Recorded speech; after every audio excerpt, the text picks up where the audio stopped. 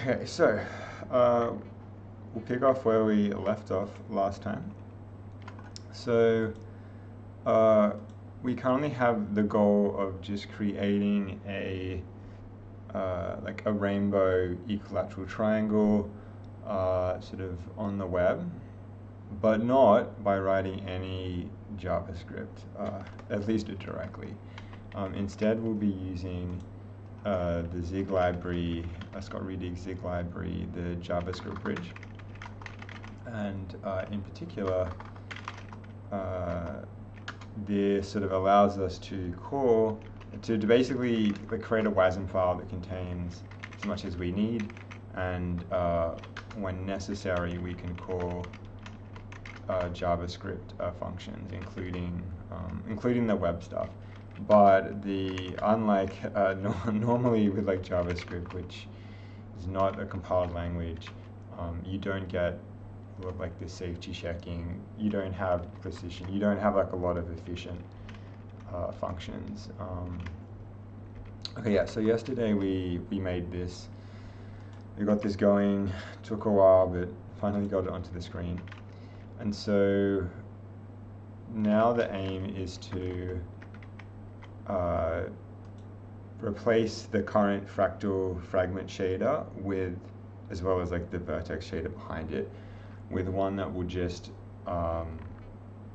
put, red color, green color, blue color on the corners of the triangle, and then smoothly interpolate between them. Okay, so I'm going to be doing that by writing Zig. So I think the first thing we'll need to do is to figure out how to adjust the shaders so that so a couple of things, so that we can pass in the first two coordinates from each of these vertex rows as like the vertices with which to draw the triangle, and then we'll use this other data to determine the the color of those vertices. I think to do that we'll need to set up another vertex attribute pointer, but I almost find it a bit weird that this WebGL API is a bit different from the OpenGL one. Right? Like in the OpenGL one you say set like a vertex attribute pointer number 0 as being this, as number 1 as being this, and then you can refer to them. Here I guess we're having to actually specify this location somewhere in the code, which I don't like. I prefer the method where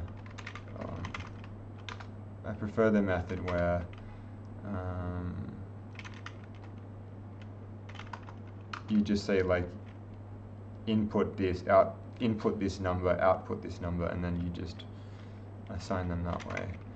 But I guess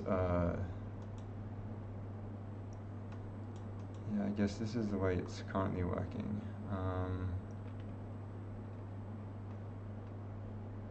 So we're saying gl.enable vertex attribute array.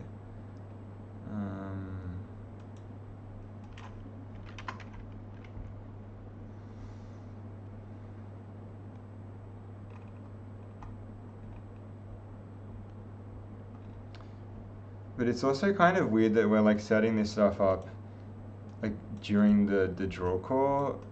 In our sliding puzzle game, we set all of that up beforehand, completely separately, right? If we go to sliding, the sliding puzzle, sliding puzzle zig out. And we had this one here, all of this stuff was set up initially, and then we only set it, we only switched it later, so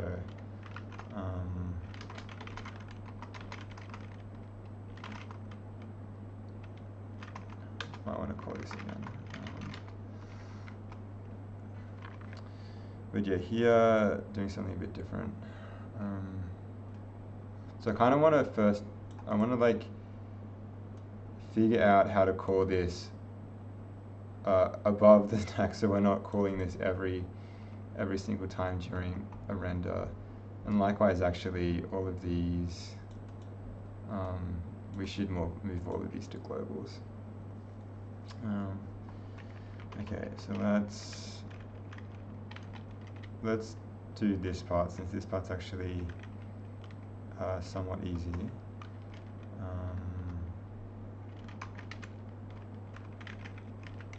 What am I doing? Save this as one, and then we'll get rid of it.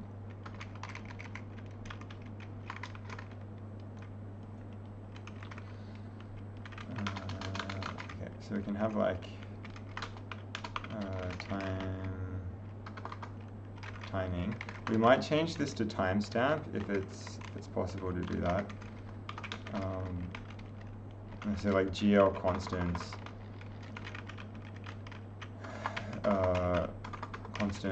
But because this is crappy, this is like web programming, we cannot just like look these up at comp time, but query them at runtime. Okay, so we want to make all of these variables basically. Const variable, and we want to make each of these. All of these are I32, so make these undefined.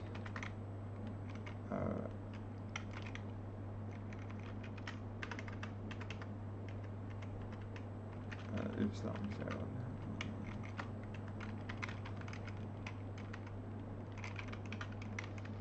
Okay, is there another way we should order these? I feel like something like a float should be at the very top.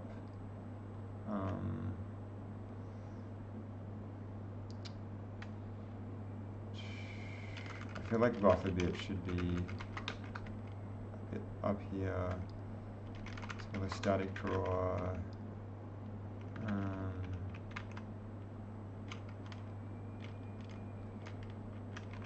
We can group. I feel like these are going to expand in the more examples we do, but we can use this. We can use this for the time being. Okay, now let's like query these and look these up exactly once, and then we never have to do it again. Of course, it would be best if you don't have to do it at all, but thus is the nature of web programming. So in here we should do something like, once we've set up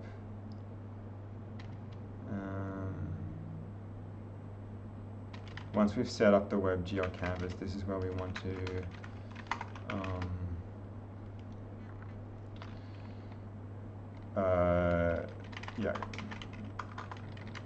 query the GL, get GL constants. And then we'll just call here, what should we call this procedure? Or like set constants.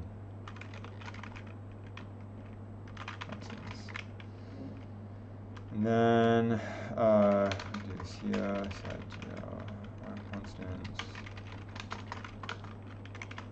Okay, then save the stuff from before. Paste the stuff from before, and now we just want to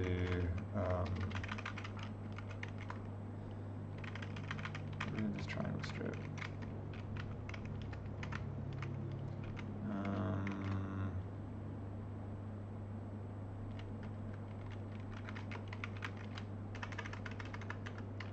Just set all of those.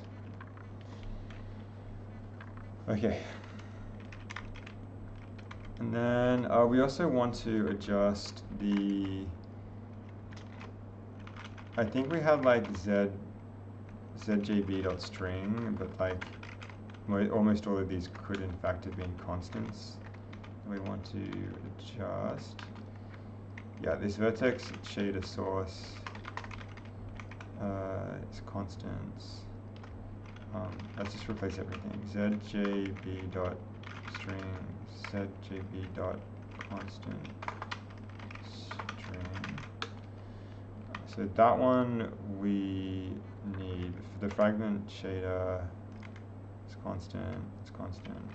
Okay. Okay, let's just make sure we haven't screwed up anything.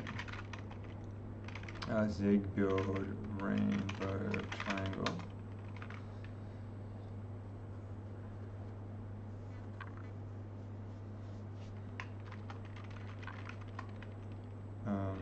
Let's launch this again.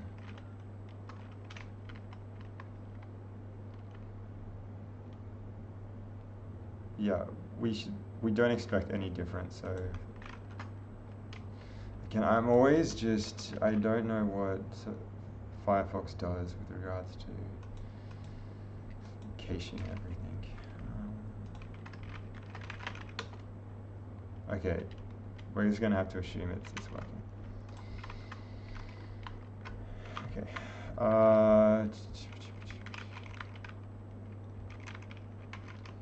So that's that part done. At least we've already got an init shaders, but yeah, this is the part where the attribute pointer stuff I think really should be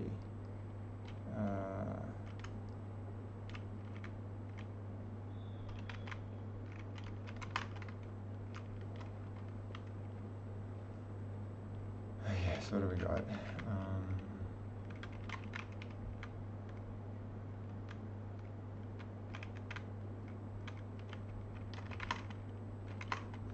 So after this we should have,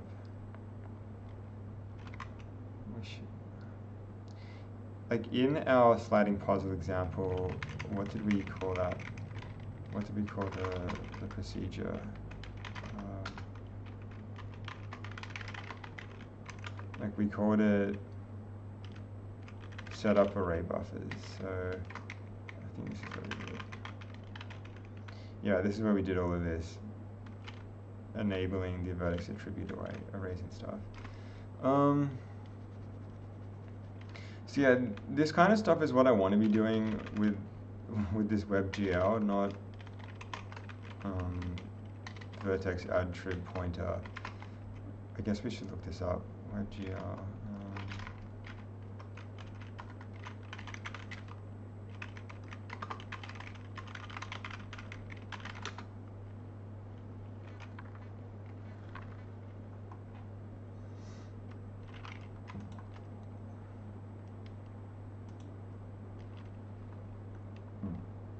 Okay, we can, looks like we could do this.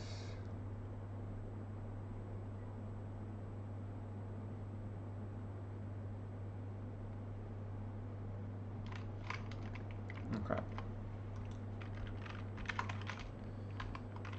So, did we have this get attrib location? I feel like, yeah, okay. So I think, yeah, in the example code that we based this on, this is what they were doing. We can just eliminate this by using this, which is good. No need to be like looking up things with strings.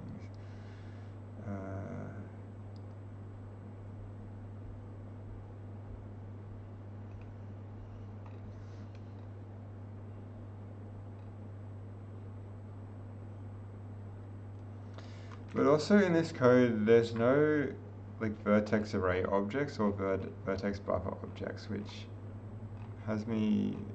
concerns me a bit.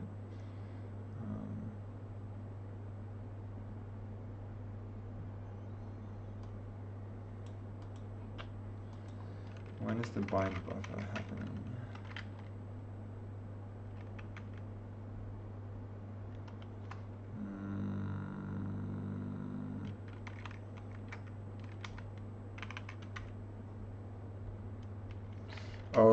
Okay, we are creating it here, so we should be able to do this. We should be able to turn this into a global and do it later, do it earlier.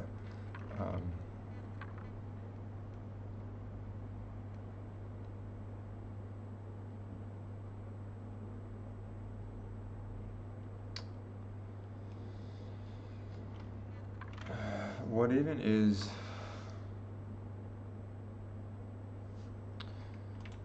Okay, if we do GL create buffer WebGL, what is this actually doing?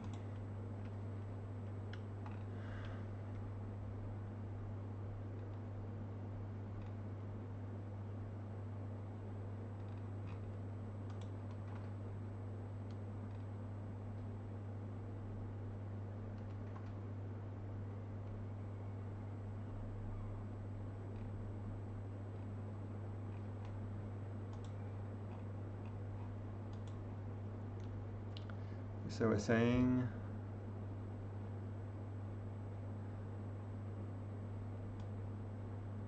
make this buffer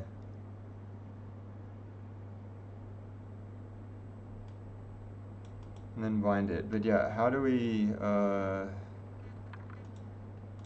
oops, if I want to be doing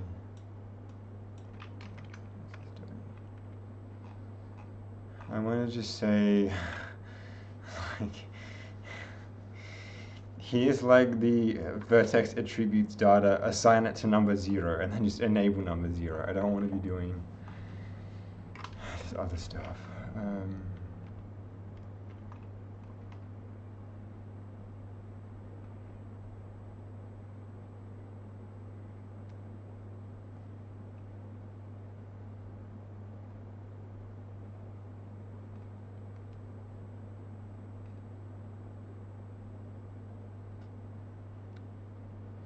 Okay, so one thing we can do is actually just to test it out. I'll just do what should be done in if it was pure OpenGL, and then we can just see if it works. Okay, so so we didn't really adjust that much, right? We just want to add. Oh, well, let's modify this. Git ignore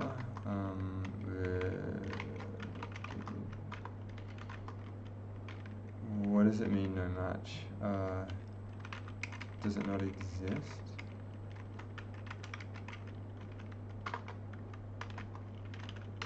Yes, it doesn't. Alright. What do we want to ignore? We want to ignore anything that's like cache. And then anything that's a zig out. Okay. Git add, git ignore.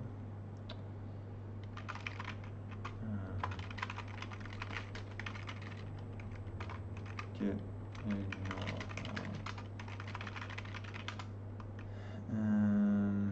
Okay, we also want to avoid anything with these tildes.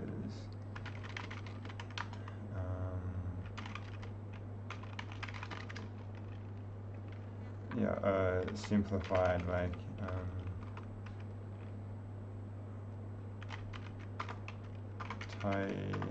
tidied up.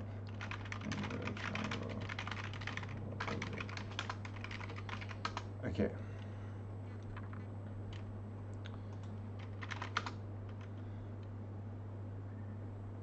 Okay, so now we've saved that, we'll just try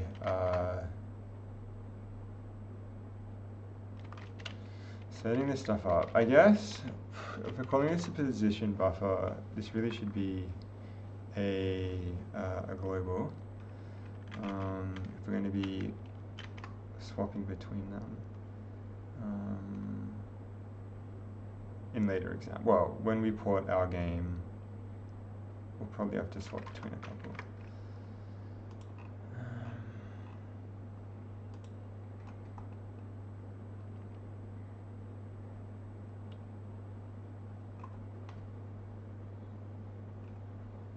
So what is this?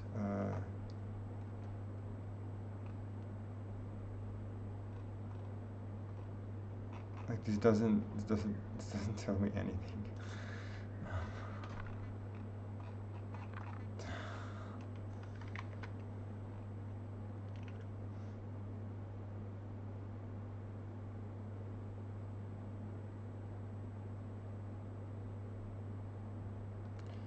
This is like bind buffer.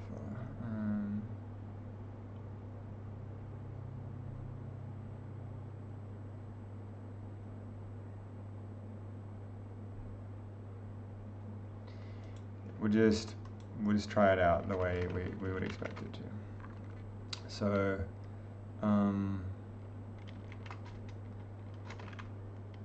okay.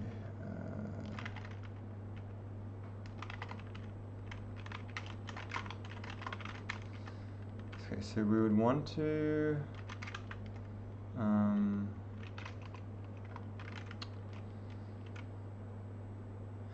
where's main?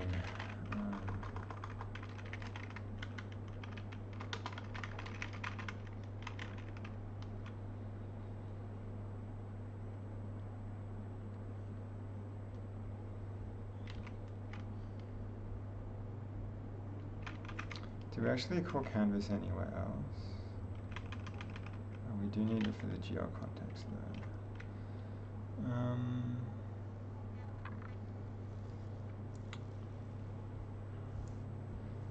Like this should we need to make a bunch of globals.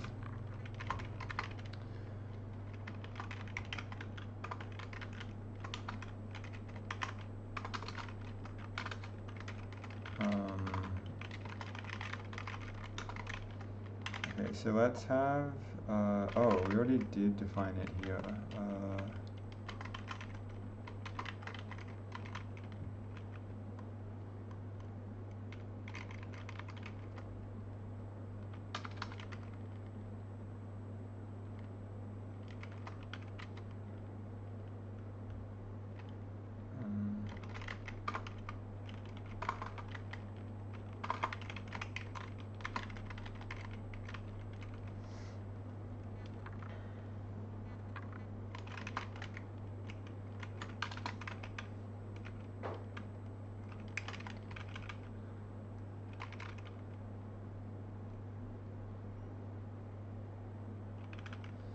We can't really.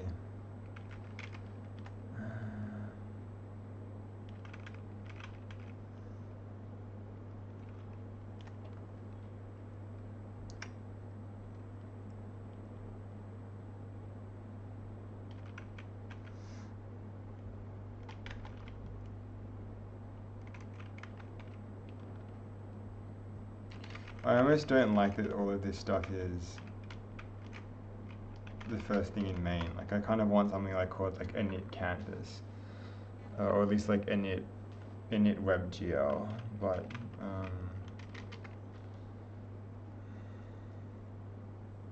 we don't really need this defer canvas release anyway.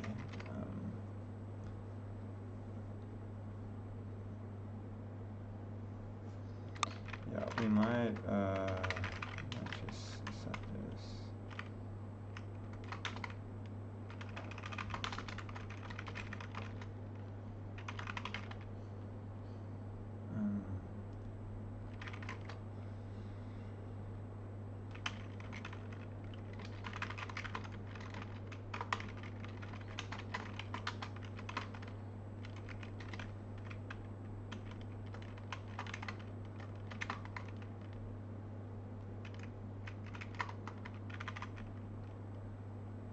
Because the only actual reason we need the canvas is just to set those things, and then to call that. Okay. So init WebGL context. Then we set the geo constants. Then I guess there's this timeline thing that. Why do we need this?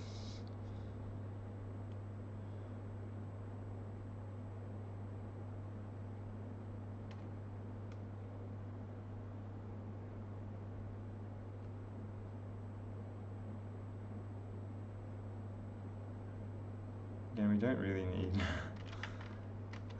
to defer that.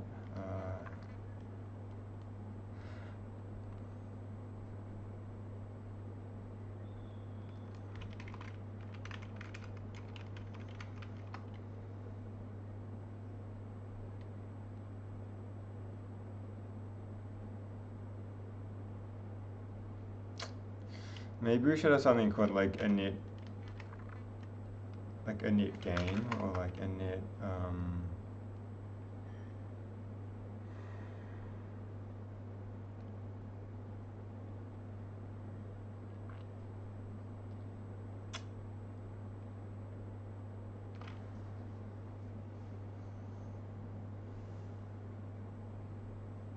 well, so like init state, like init, we're gonna have to like init the timestamp and a couple other things too.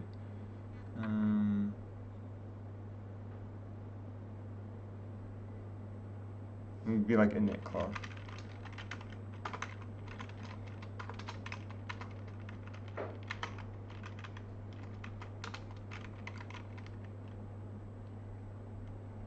We can init the clock like way before any of this stuff, since it doesn't require like a geo constants, of course.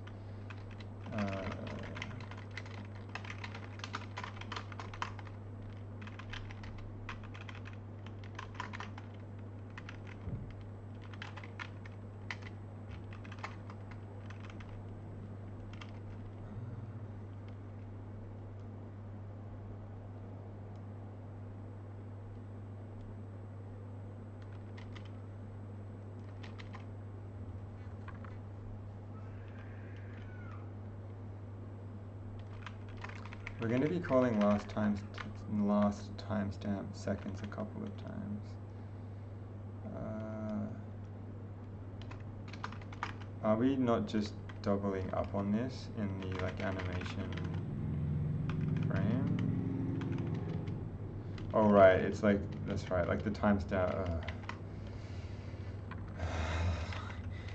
Because yeah, in WebGL games, that's how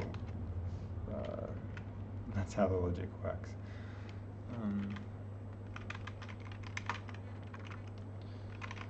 Okay.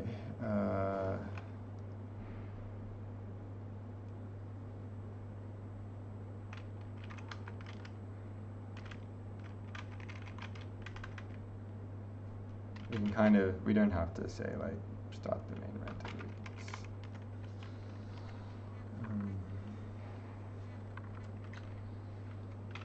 We could say something like debug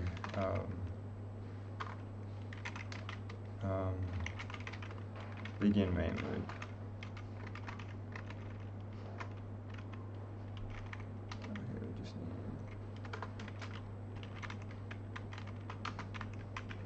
Okay. Now that's a main function that doesn't give me a headache. Let's just check that things are still working.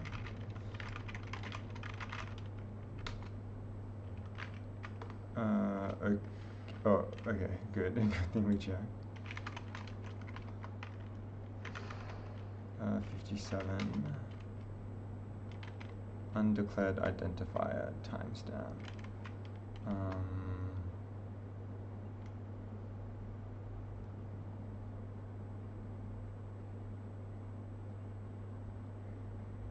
Oh, the timestamp's just an F64, so why don't we call this like initial timestamp?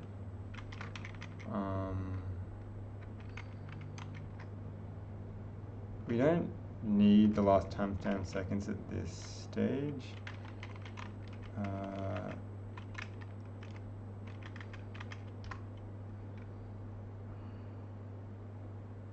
Oh, hang on. I guess we do need this to be timestamped.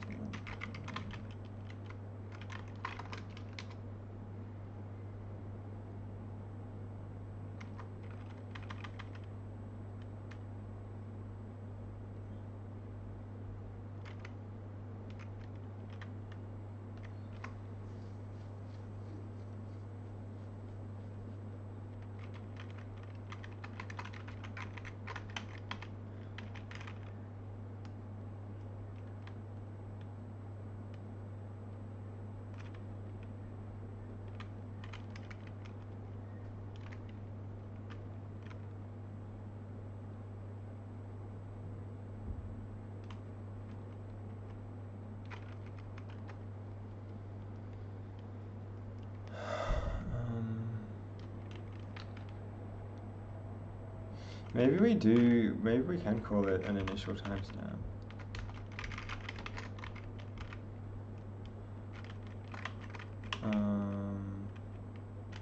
Where's our globals?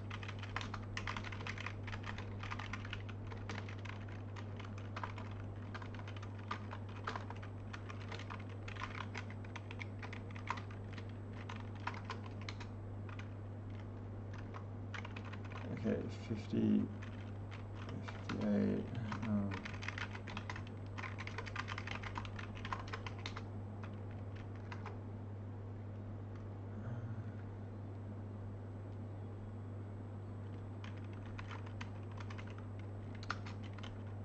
Undeclared identifier position buffer.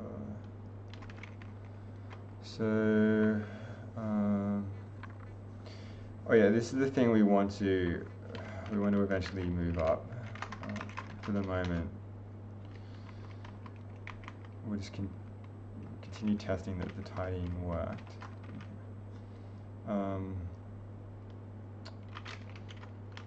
Let's try this again.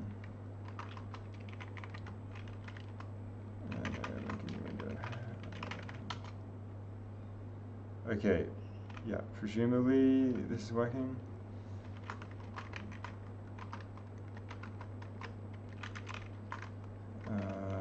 Okay, git, yeah, we just,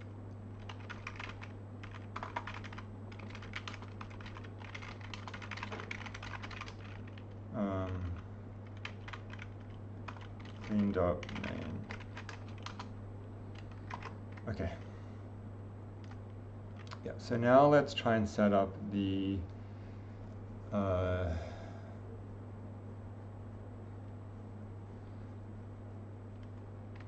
I'm still paranoid that it's like not working and Firefox is just not showing stuff. I think if we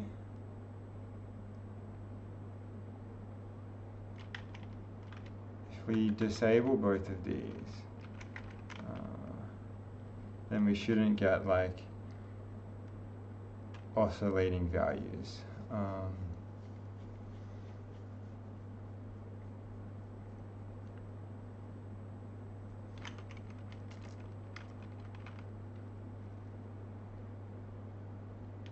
Or rather,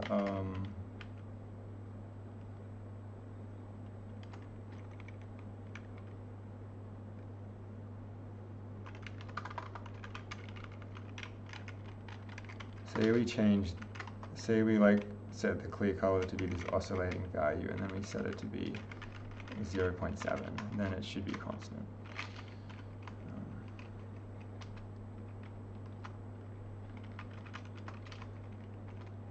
The fact that you can't like reliably test like this thing is okay.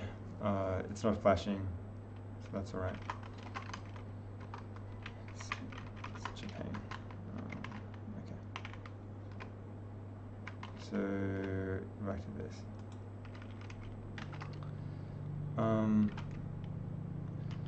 So we want to create this buffer as a global, and then immediately begin assigning vertex attributes to it. But I think we need to bind it first. Yeah. I mean, just to check again, how do we do this in OpenGL? We go.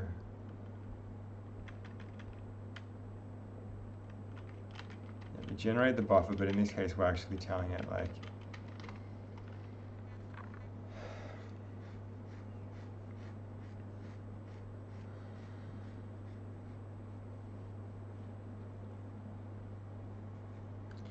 Here's the specific memory address to save it, but over here where I guess it's just it's created and then it passes the value to us, and then we do bind it basically in the same, well, not exactly in the same way.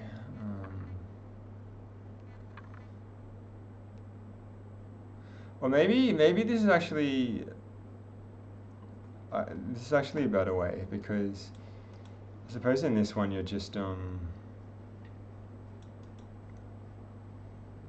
binding it to like whatever the current VBO is. But well,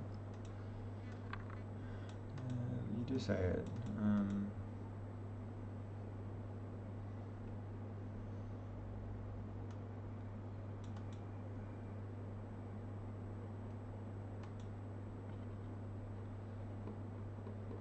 So in this case, we've created our own slot for memory, and then we're saying generate it, store like the pointer to it there, and then bind it using that.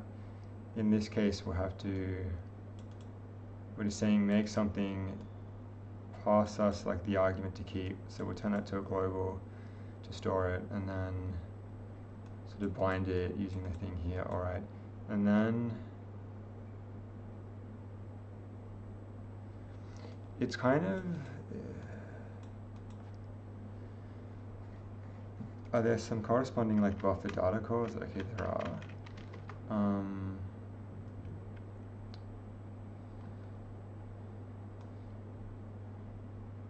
What's this position obj? I guess here we'll actually want to be doing this via like the buffer data instead. If we want to get the triangle rotating, we could do this with like the buffer subdata, and then we just like within the WASM compute the vertices of the triangle and then push everything. Or we could just call a pass in like a uniform and then compute it on the shader. I kind of want to do it.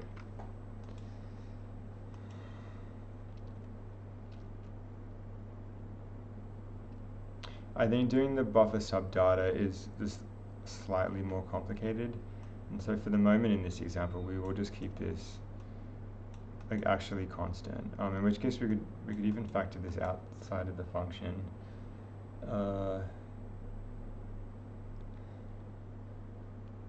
Yeah, we could just include this in like the setup array buffers.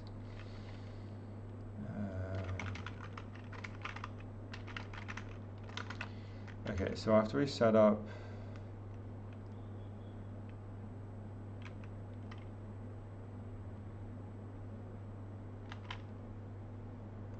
this init clock can just happen at the very beginning.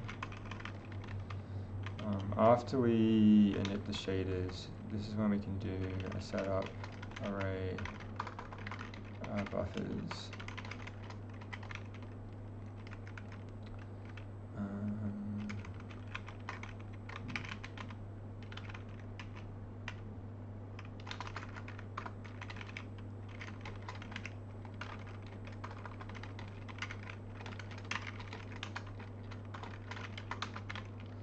And here is where we want to do the stuff. So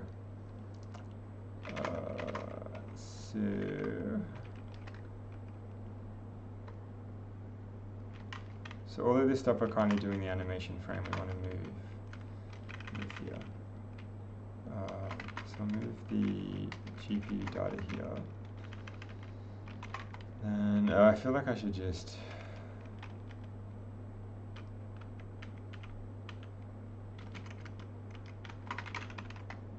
be commenting this out for the meantime. So we've got GPU data. We don't want to change.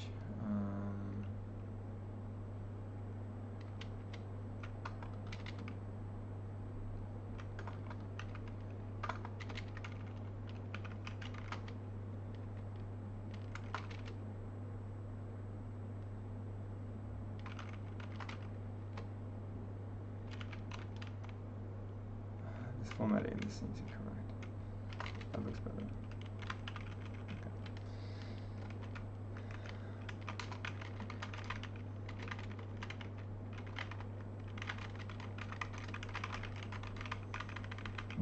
Okay. And then, but after that, we then want to create these buffers. It's kind of weird that there's so many things to clean up.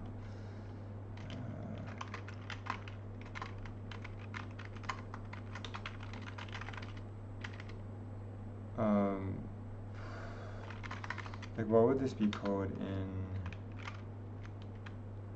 pure OpenGL? I just like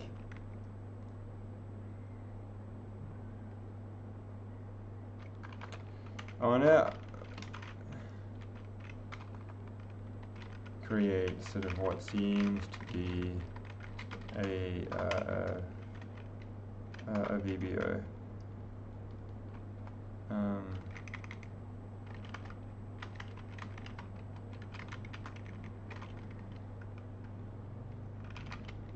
The WebGL version of a VBO. So yeah, create this thing. We're going to want this to be a global.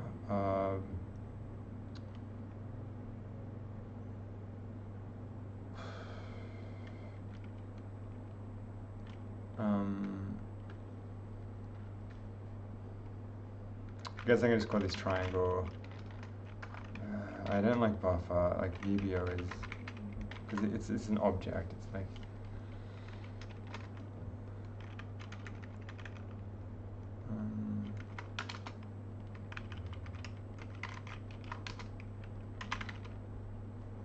triangle VBO.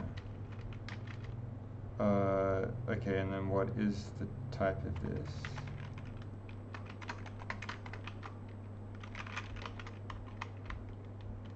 That's a handle.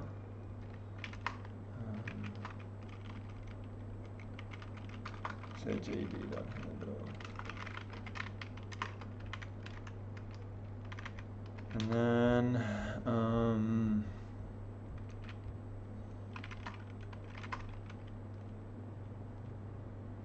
yeah, then what? Then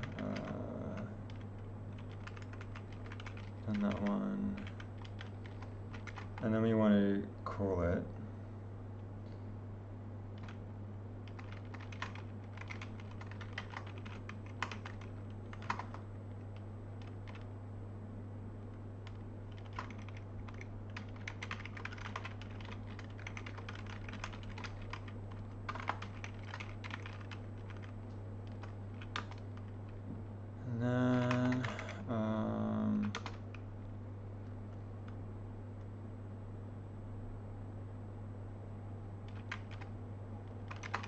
yeah, and then we want to just, okay, then this is where we want to do the buffer data, because in this case it is actually fixed.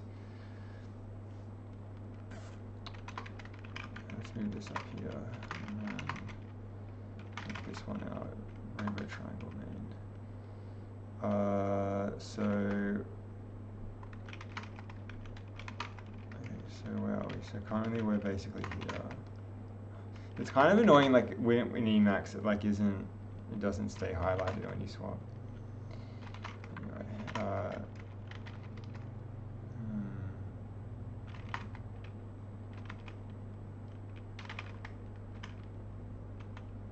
where's like the buffer data? Here it is. Okay.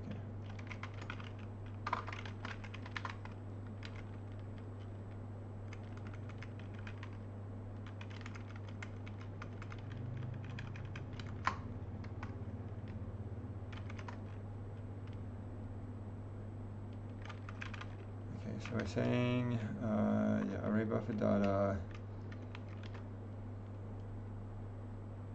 Why is it this positions obj instead of the size of it?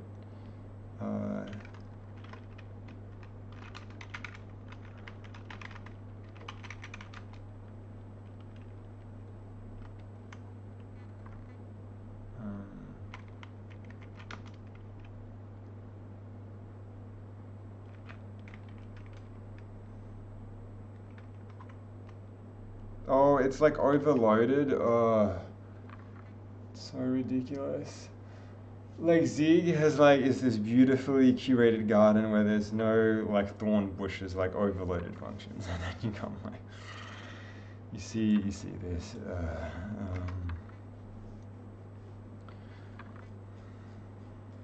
Overloaded functions is like such a terrible idea. The way that it's done in Odin is acceptable because you like explicitly have to define in one place what all of the overloaded functions are. And so if you're like, oh, I wonder what like this sine function does in Odin, it's like, is it like sine f32 or like sine f64? And it's like every that. But this kind of thing just allows these to be just located anywhere in the code base, and you have no idea where all of them are. Okay.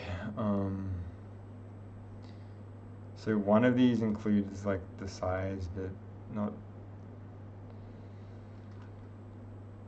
Serenity now. So we're doing, usually in OpenGL, it's just the type, the size of it, a pointer to it, and then how you're going to use it.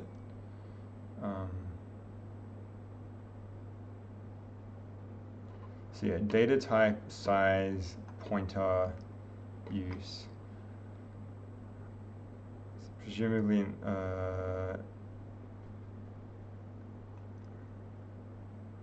yeah, so it's like the type,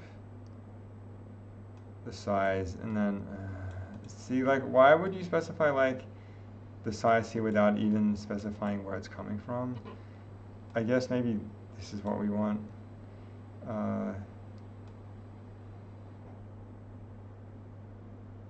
Like a size, a pointer. But here we're doing, like, position obj, which is what?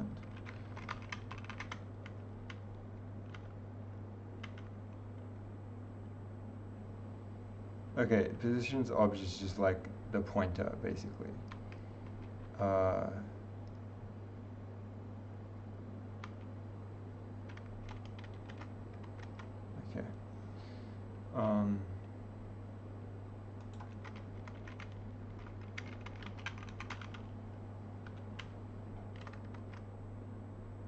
We'll update that to like position pointer or something.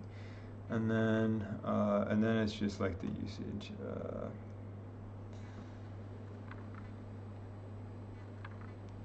I feel like we should at least be passing the offset and the length.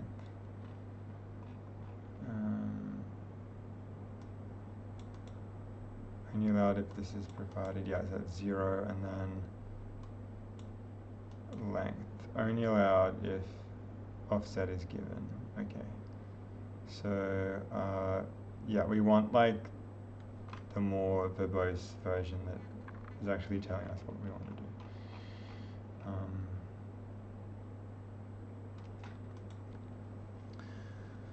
But before this, we're going to have to get the pointer. So,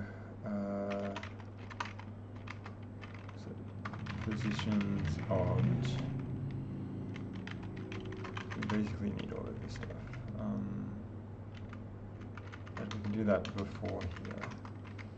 So we can say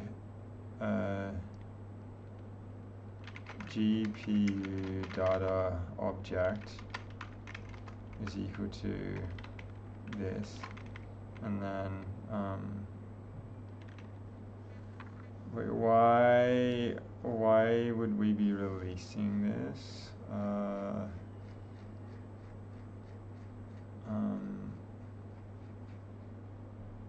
I guess this is being released because previously this was in like the main render loop that we're calling each time, but we don't actually need to do that.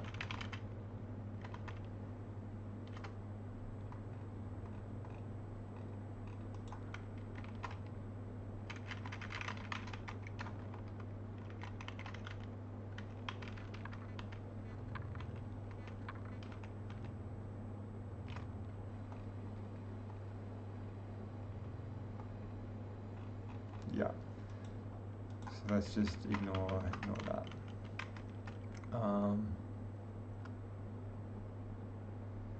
And then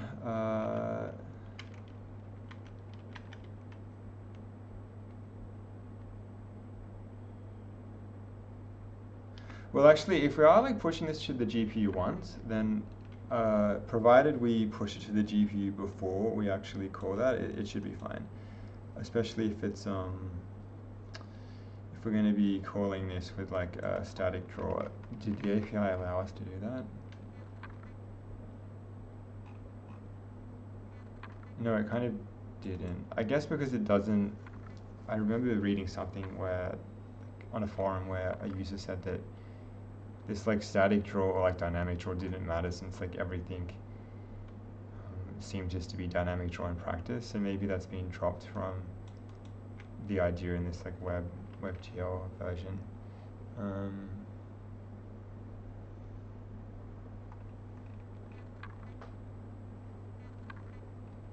Oh no, it is. It is actually in here.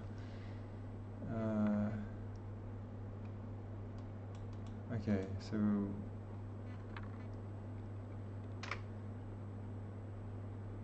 even then we're just passing a pointer to it. So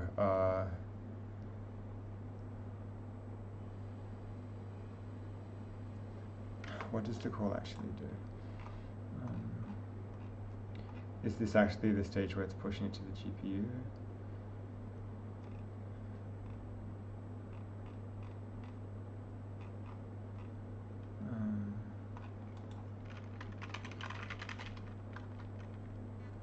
When does GL buffer data push?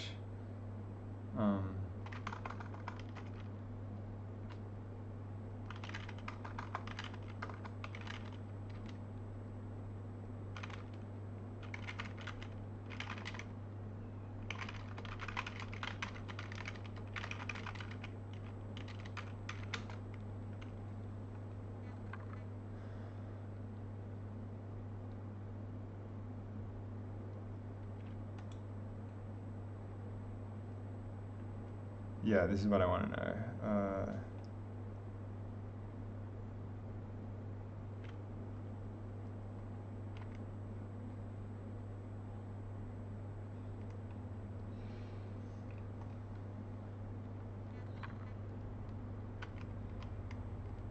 Oh, okay.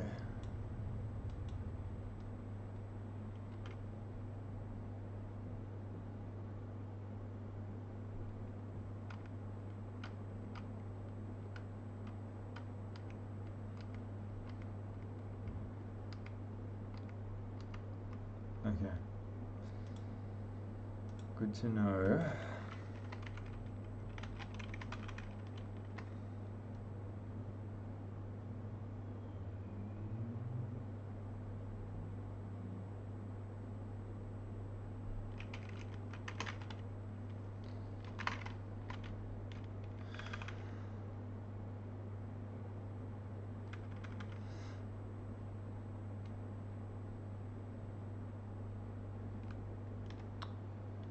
What was it? It was like positions obj. We got the GPU data object, and then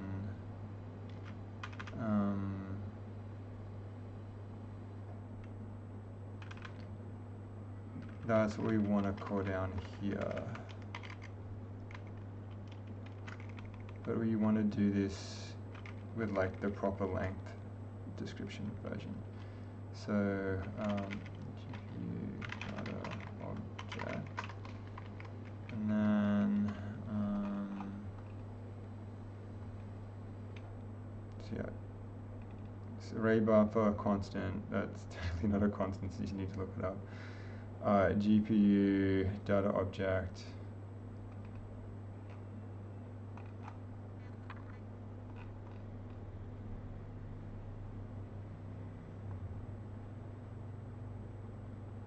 Okay, and yeah, this is the data view.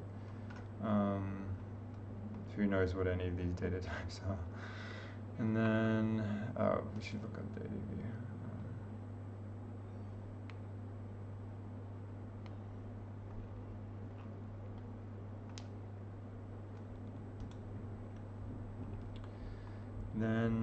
Then the usage static draw. So here we want to add in 2 more args. we want the offset and then the length. So yeah, the offset is indexed to where to start reading the buffer, which is 0. And then the length. So here, is this the length in bytes? What kind of documentation is this? Like, is this like in floats or in bytes? We'll just go off with what it is in the actual buffer data case, which is bytes. So we'll just do size of, type of the triangle, GPU data. Okay. So then that is memory goes to places that the GPU can use it. But as we saw from the post, it may actually be on the CPU instead. And then, which I guess sort of does make sense if someone is like accessing like the web page or accessing some like OpenGL thing and they didn't actually have a dedicated GPU, then it has to be CPU rendering, so that's what happened. Even if most things have accelerated graphics nowadays. Okay, now what?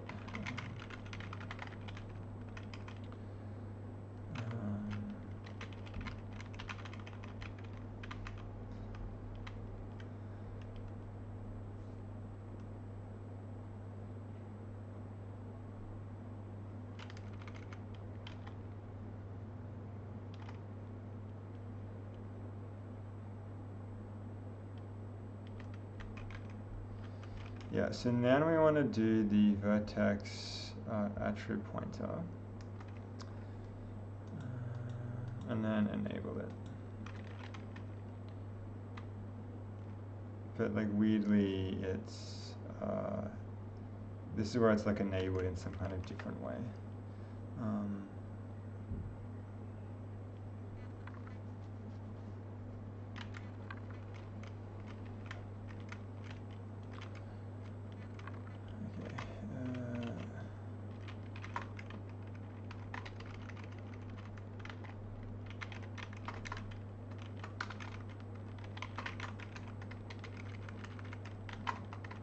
So then here we say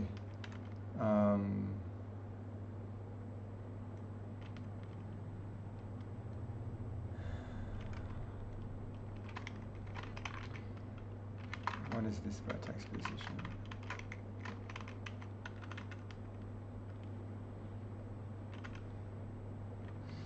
Like for the moment, just because we're like moving everything around and doing things out of order than what was in this tutorial, which this example was based on, before I start swapping this with the like attribute array, I reckon we should just call this as it is.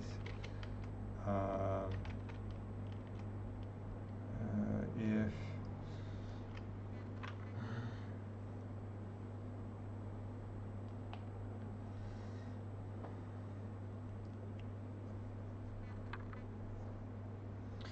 actually, before we go any further, we should just test it. So,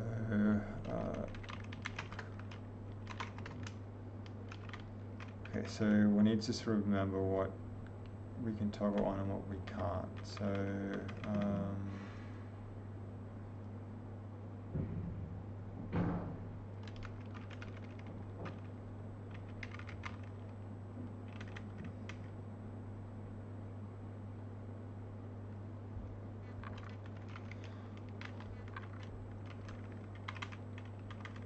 so get attribute location, okay, of this string, and then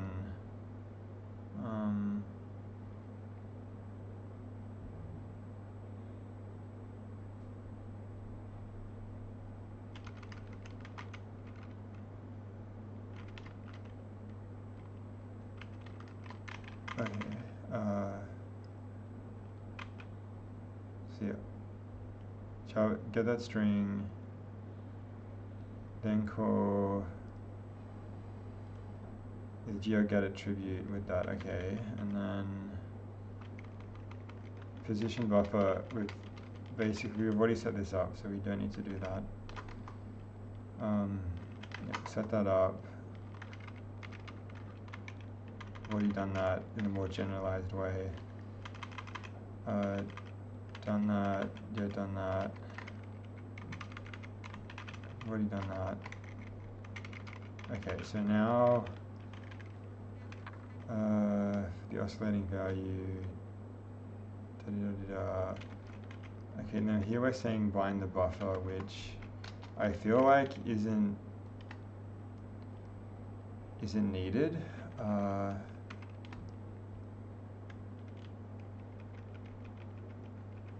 Since we have already bound the previous buffer.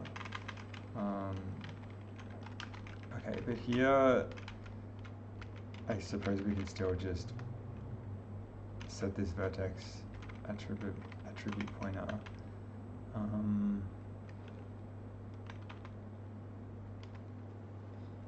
Okay, then this is this weird like way of setting this thing. It's so weird. It's so much easier when that's just like a 0. And then settle with that, and call, then enable it.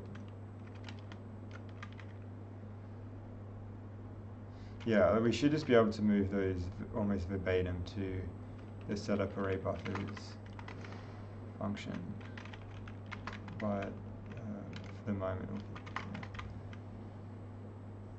set the time uniform. Okay.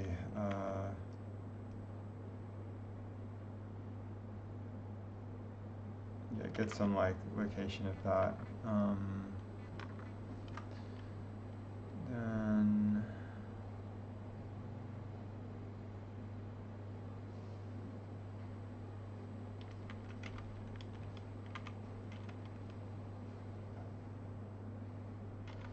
where did the time seconds come from? The very top again.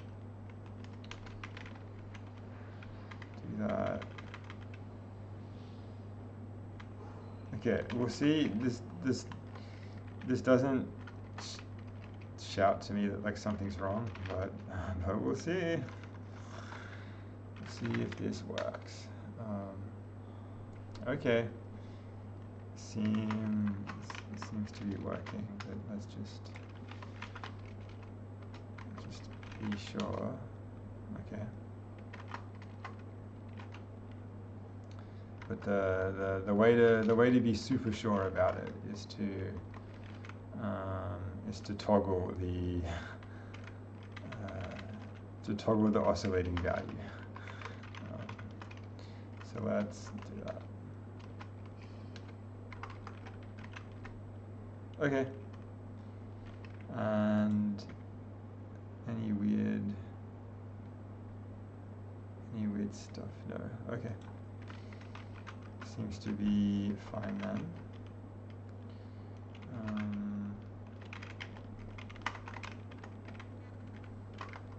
Let's get rid of that.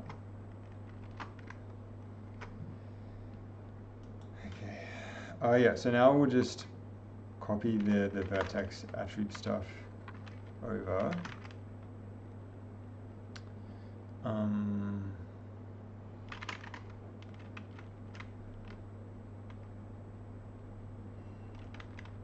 So we've already done this here.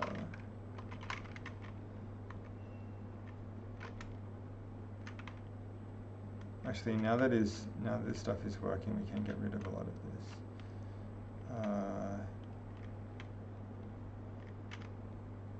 So all of this stuff.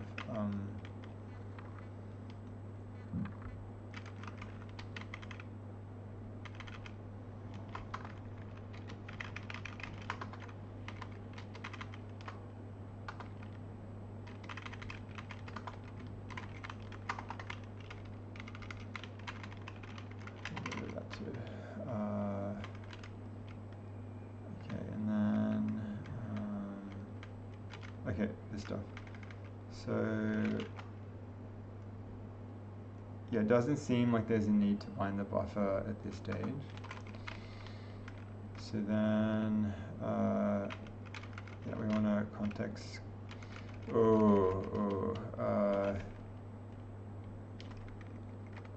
The vertex position here is defined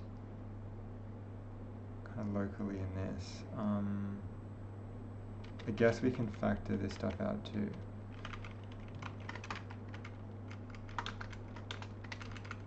But we'll make it clear, like, to do, yeah, remove, like, looking this up by name, and just use the simple integer based vertex attrib system. So yeah, we'll clean that up a bit later, but for now we'll just move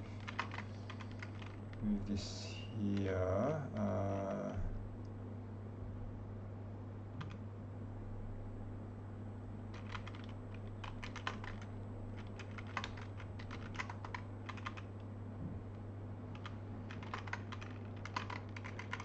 Okay, then we have get the we don't need this. The time seconds, then calculate the oscillating value, and then so I feel a bit weird that like the render here has just been like lumped into the animation frame. I feel like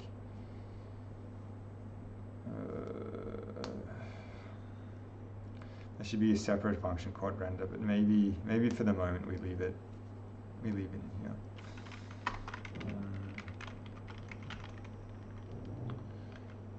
Okay, and then all of this stuff. Okay, and then this part where we call the vertex add pointer, we can get rid of it.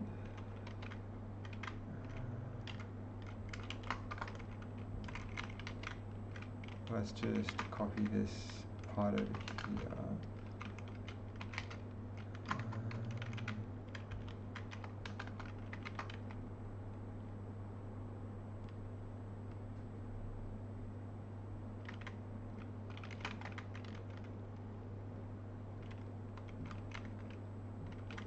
Enable, okay, and then this we also want to move over here.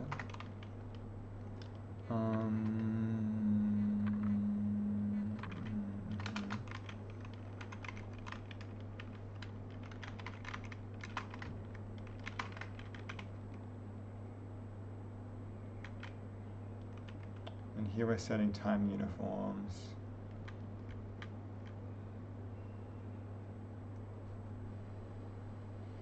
Feels weird that we're not like calling it before we set the uniform.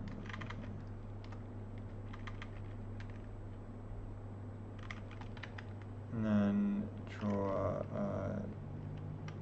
the array. Okay, let's try compiling this. Oops. I need to use local constant 184. Oscillating value is not being used. That is the case.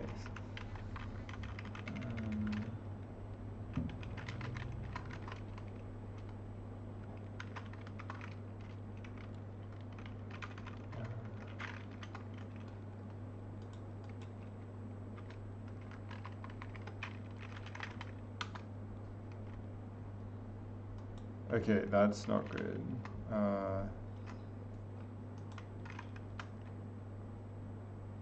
Okay, looks like we have broken something.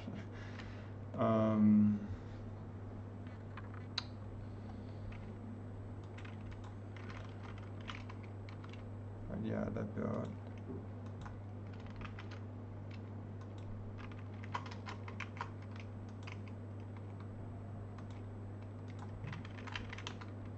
Okay, yeah. What's failed? Enable vertex add to array is not a function. Okay. Could have sworn it was.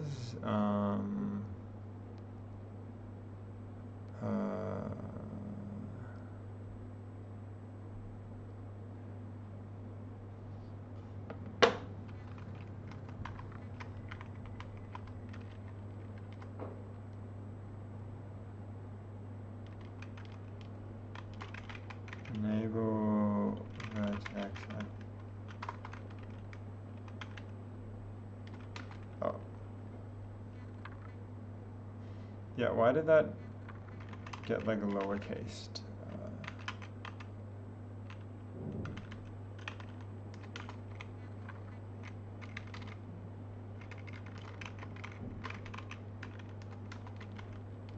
Weird.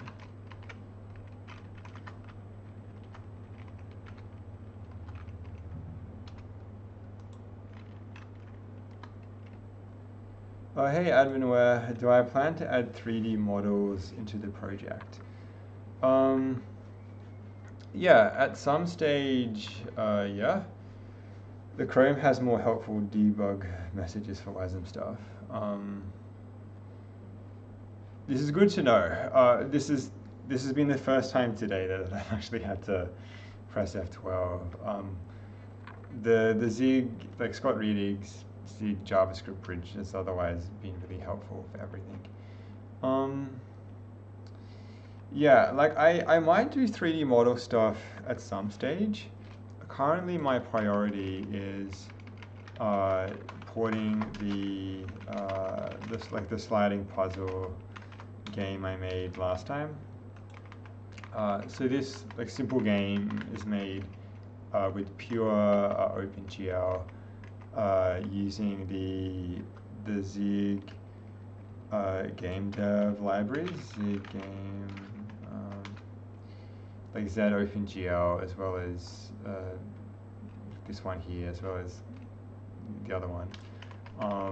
Yeah, and so I wanted just to figure out how to port this to the web in such a way that I technically don't have to write any JavaScript, although like I can call JavaScript calls, which is like what I'm doing at the moment. And just like packaging everything inside like a single WASM to keep everything as minimal as possible. There is a hard limit of 2 gigabytes of RAM per tab. Oh wow, that I didn't know that for Chrome, but that doesn't surprise me. I also didn't know like web developers could make a web page that was bigger than 2 gigs, but I suppose it's the case. Yeah, when on itch.io dashboard, I found like for the vast majority of games on itch, like the software quality is very poor. And like as an example, if I basically go to like any other sliding puzzle game, like the first thing you see when you click on it is like unity.dll loading, and there's some like crappy loading bar, and if I choose one of these that looks like it was particularly made in Unity, it's like, yeah, even this one, it's like, see, there's this like crappy loading bar, like it's so ridiculous. I'm not going to play, like the person who made this like doesn't value my time by having like a ridiculous loading bar. And so by making this from scratch in OpenGL, I then predicted I can port it over to WebGL in such a way that it goes really quickly. And so like as currently here, like, yeah, so as an example with my game here, like yeah, when you press play, it like basically loads instantly. I have some like JavaScript builder stuff going on in the background. So like sometimes, which is like causing some weird behavior, but yeah, that's like the main motivation this project, because yeah, once I'm able to port a game as, I guess in some ways like as complicated as the sliding puzzle game, because we've got several shaders going on. Like there's a shader for the background, a shader for the tiles. It's also doing some animation stuff. It's got input, it's got animation. If I can port this thing to the web, I can basically port any 2D game, and really actually like any 3D game to the web either. Yeah, so so for the moment, no 3D models, but once I establish and figure out this pipeline, then it will be straightforward to do that. Yeah.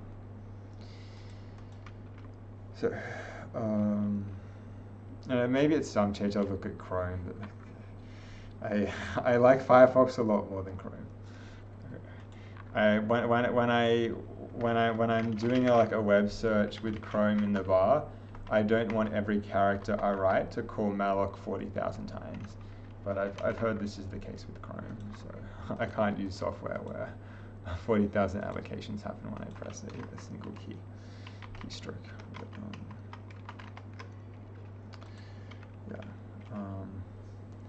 oh yeah, yeah. Check if particles works also important for visuals.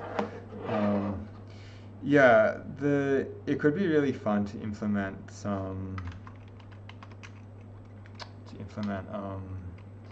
some particles for this, because yeah, given there's already some shaders working, I could have some really fun like fire effects or bubbles or something. But we'll see. Yeah, and also too once I've been able to port like this game, I'll be then able to port my main 3D game, or at least a demo of that, to the web as well, and that's like the true motivation for this smaller project. If I want to just figure out how to port in general like sophisticated games to the web without relying on like Inscription or like whatever the latest tool is. I want to do it from scratch. I want to be in complete control over it, which is what all of this stuff here is doing. Okay, but currently we have some of our latest changes have stuffed this up. Oh no, it's still working. Apparently. Okay. So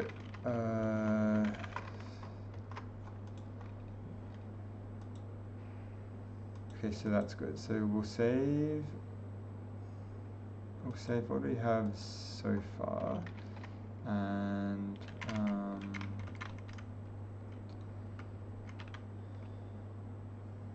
just to make sure it's working, let's swap out the currently non-oscillating background with the oscillating one.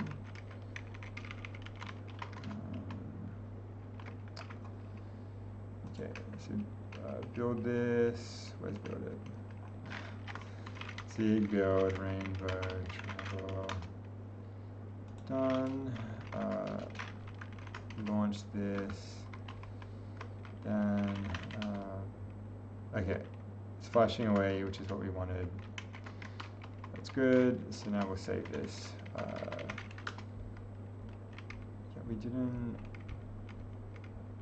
we basically just been moving stuff around.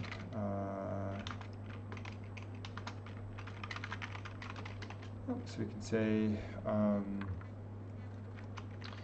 moved vertex array attribute setup, cause from main loop into setup. Okay, got that on the internet. So the thing with Inscription is that I don't, it has been around for a while. It has great interoperability with C and C++. So certainly, I think if you're doing something from scratch in C or C++, it should be good. Well, it should be robust. Since I'm doing stuff in Zig, probably I can call stuff from Inscription, but I also don't know too much about really.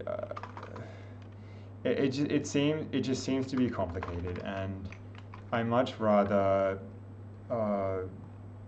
instead of say like packaging some like WASM file and having like an unnecessary amount of Inscription code ending up in that, I much rather just call it myself. And I suppose another aspect is that Inscription probably does have bugs of some kind. No, it certainly has lots of bugs. For a project as simple as this fighting puzzle game, probably I wouldn't really hit that many bugs, but with something like my main game I'm working on, I'm not sure. Like I could hit a bug, and so I'd prefer just to try and so try and keep something small, and then if something comes up, I can immediately notice it. Yeah, I don't necessarily want to be debugging Inscription code and then submitting some like pull request to try and fix it and stuff like this. But yeah, it's an important point. Yeah. Okay, so now we want to do this to do where we replace all of this looking up stuff with just the way we do it by just setting integers. So I might keep that comment and just so we want to, what do we want to do? We want to say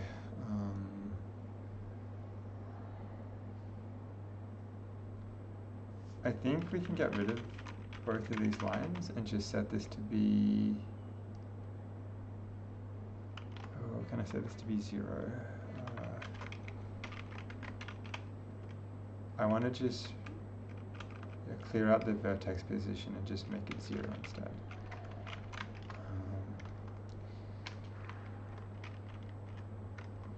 Let's see if this works.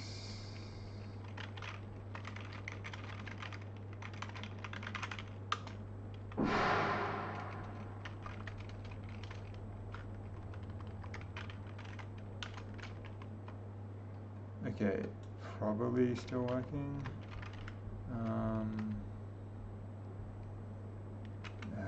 Still.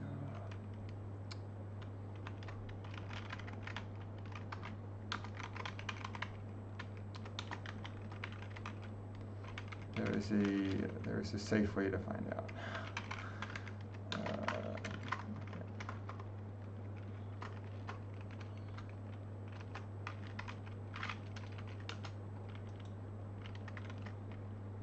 Okay, it is working. Good.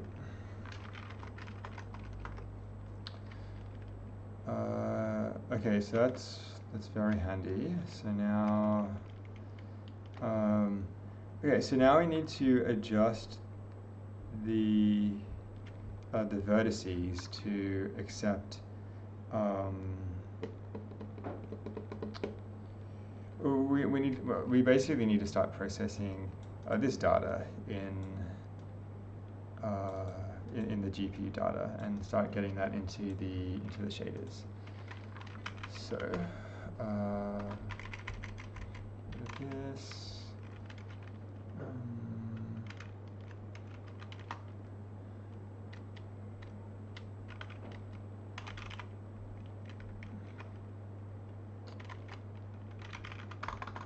Vertex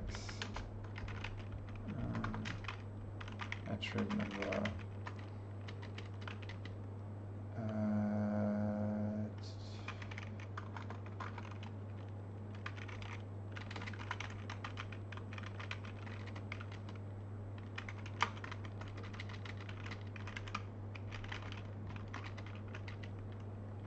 stride and then the offset.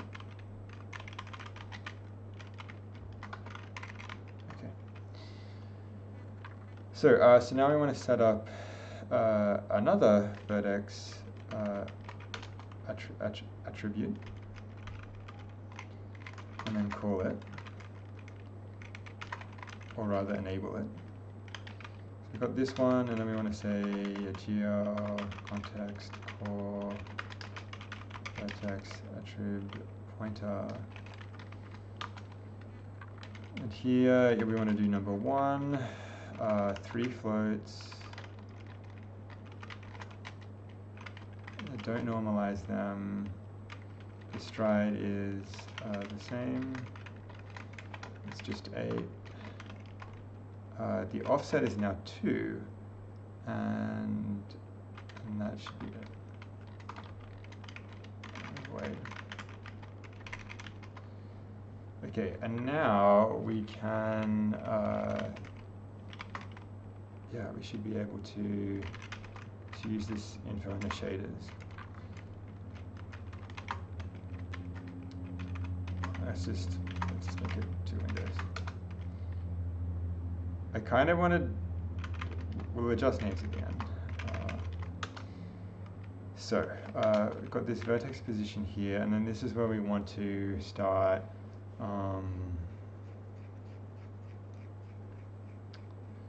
we want to do like location 0 and location 1 and do this kind of stuff. So I want to be able to not have to have like, attribute a vertex position at all, but instead specify it with location.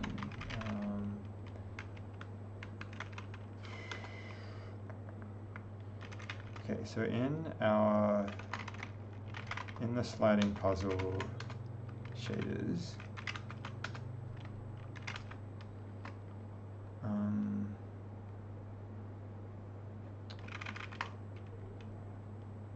how did we do this?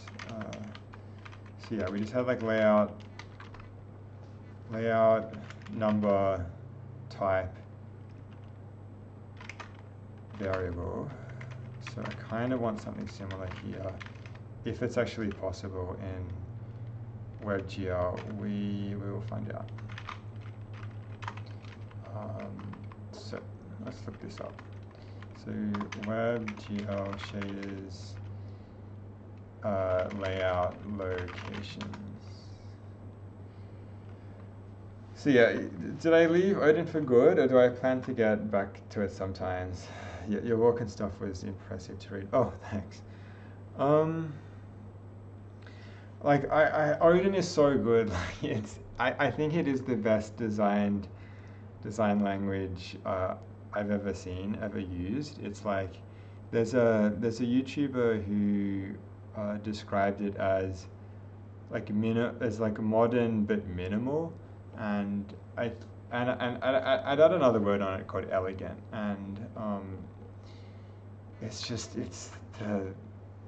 so, I think like the syntax and the way stuff happens, it is so nice. This said, I think that if I had to make a bet as to whether Odin or Zig is going to like still exist and still be maintained in, say, 10 years and like certainly 20 years, my bet at this stage would be on Zig. I think for a number of reasons. I think Odin as well, it's great when like projects are being made from scratch, and admittedly like I'm doing everything from scratch anyway, but it doesn't, like the build system, like it doesn't really have too much of a, it's a number of complicated factors.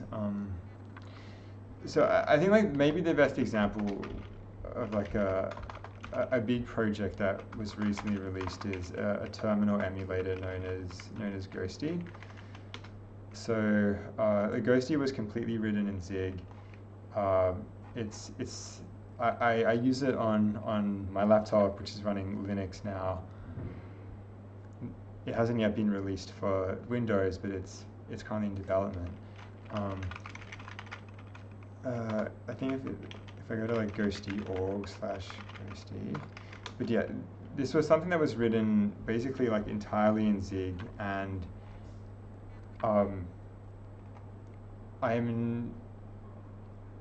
I think it would have taken like Mitchell a lot longer to write it had it been in Odin, and I think some unexpected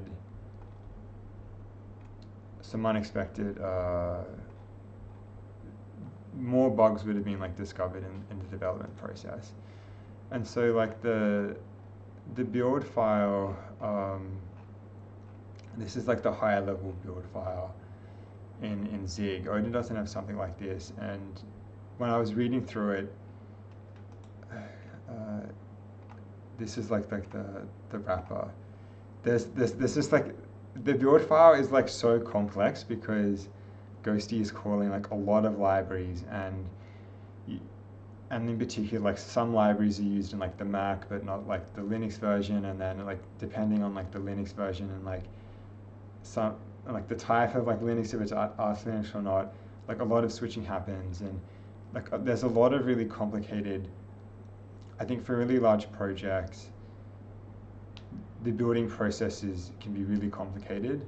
And something like my game, it may end up getting to that. It's not there at the moment, but it's something where Zig can provide,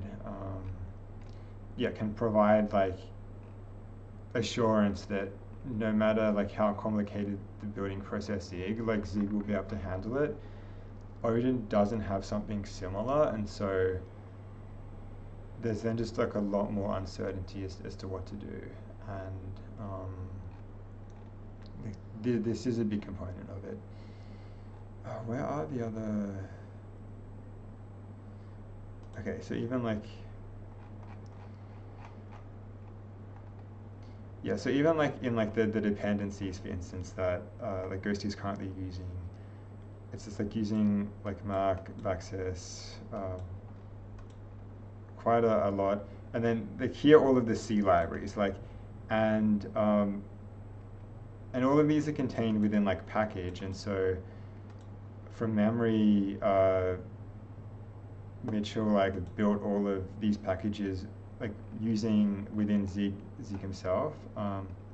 Yeah, this folder contains packages written for use by Ghosty. Yeah, it could be used in other places, but basically in I've never looked at Sentry before, but there's a build file here, and yeah, already it's 250 lines, but you can see if try to see if there's the Apple SDK and then branch on it. Look sort of upstream for this stuff. Just yeah, for a lot of really large projects, the build, especially if you're doing anything multi-platform, which is what I want to do for my game as well. You need to just be able to robustly and with 100% assurance build build whatever libraries you need and want, and in a way that your main program can use. And yeah, right, C, C++, CMake and GNU Make, these have existed for years. I don't like CMake, I find it horrible. GNU Make is at least super robust, used everywhere, but I think the Zig build system is way better than any of those, and yeah, and so it's something that I want to use in my game as well. But yeah, it's I wish Odin had a similar build system. I wish in Odin I could tell the Odin compiler, hey, do this stuff ahead of time, and just calculate it, so I can just package stuff and have it in my game. But Odin doesn't do those things, and Zig does. And yeah, it's I think for anything from an almost philosophical perspective, you know, like if writers like publish a novel or like write a novel, they can still read it in like 30 years time, or like 40 years time. People who like take a photograph, if it's like sort of stored in like a good way, again, you can still access it in time. Like I don't want to make a game and then not access it and like not be able to play it in like 10 years time, or like build it in 10 years time. And, at least like Zig is still very new, even if it has been around for 9 years. But as part of the like strategy and roadmap, it's meant to be long term. And so I feel far more assured that if I make a game in Zig, like I will be able to play it 20 years from now, and not just play it, but like compile it 20, 30 years from now, and then continue to play it for like the latest hardware. But I'm not. Yeah, with Odin, I'm less certain, significantly less certain that that's going to be the case. Sadly, sadly. Yeah.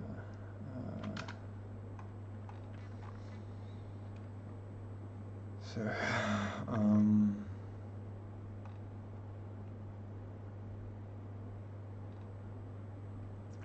so maybe we can do WebGL layout stuff. Mozilla Docs.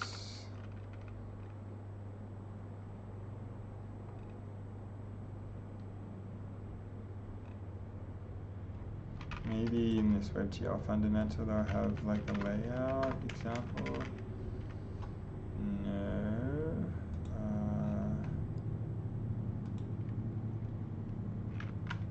Maybe this one. This is taking a long time to load.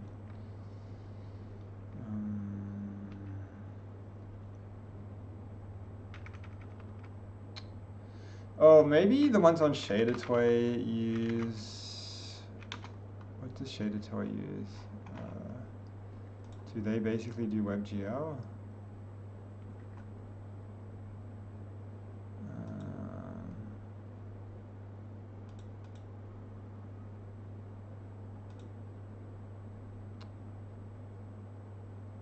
I want like a simple shader, relatively simple. It uses, okay, so they're using like iChannel.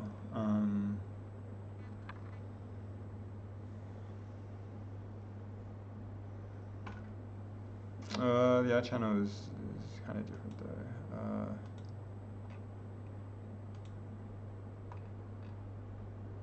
Why are there like so many ads? I thought these are being blocked.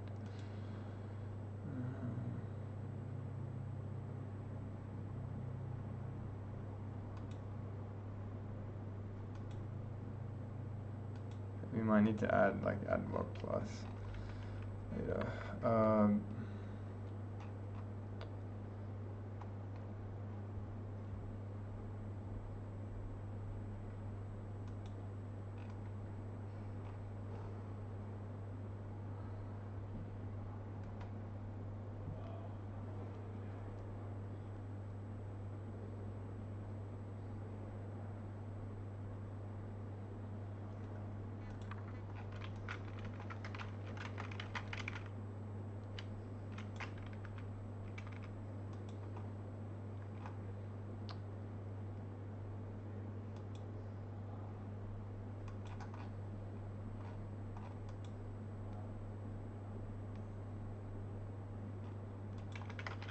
There was this like varying thing from last time.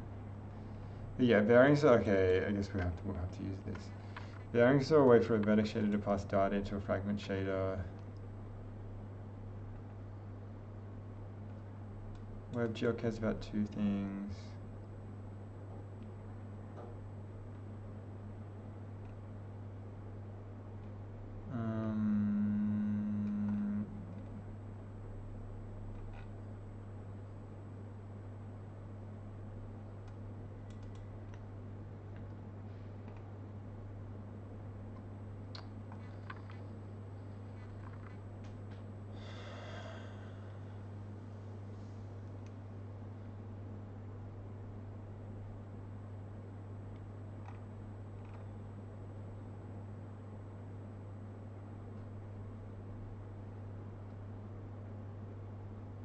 Okay, so we can use in.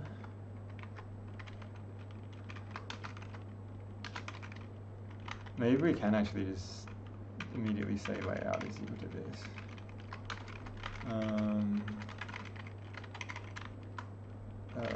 Let's give it a go and see if location equals 1 in vec3 a color and see if this compiles. Okay.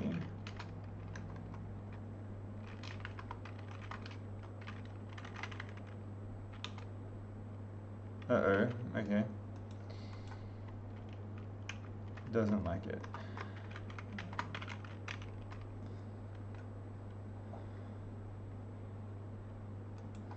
Well, okay, that's because we've said a pos here, but we haven't actually, we didn't use it there. Weird that we probably did get a shader error and we just didn't see it. Yeah, shader info log, okay. But once we rerun it, oh no, still it's failing. Shader failed to compile, okay. So maybe this is where we go to Chrome and see the WebGL errors, possibly. I reckon it is this syntax.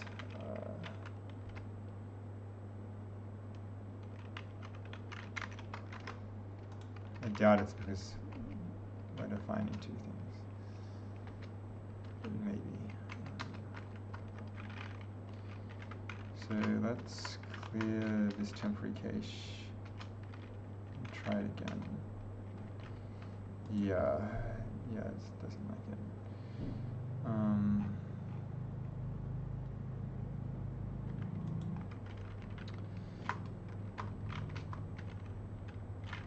Okay, what if we do examples of WebGL vertex shaders that pass info to fragment shaders? I just need a simple example, and then we can copy stuff.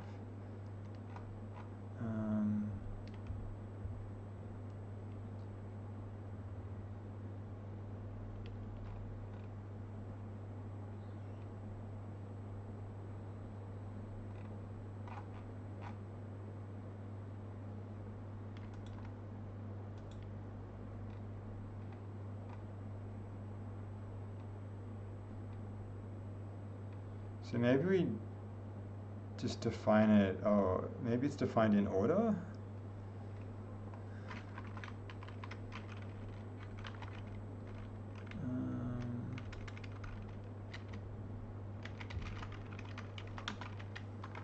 Let's say, yeah, attribute vec4 apos, and then attribute, no, it's not vec4, this is a vec2, and then over here it's a vec3 a color. Will this actually compile?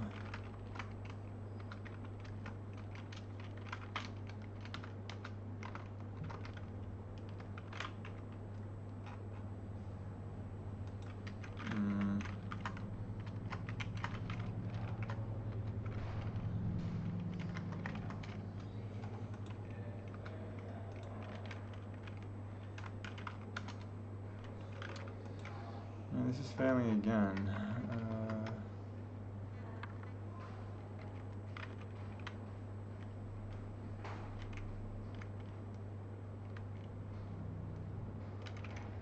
So why are we saying it's a vec4 when it should be a vec2?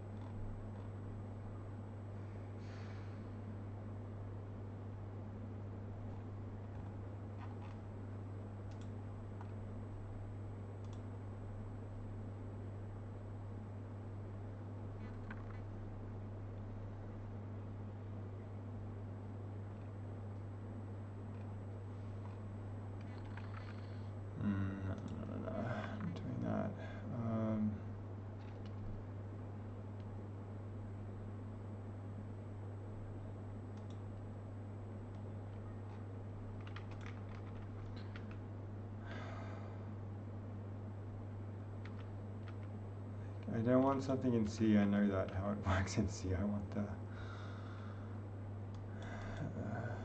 WebGL version.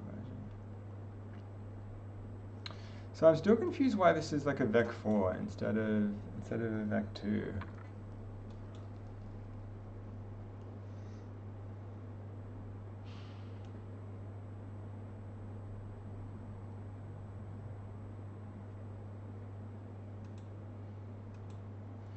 I guess this part is failing since maybe the GL position wants a vec4.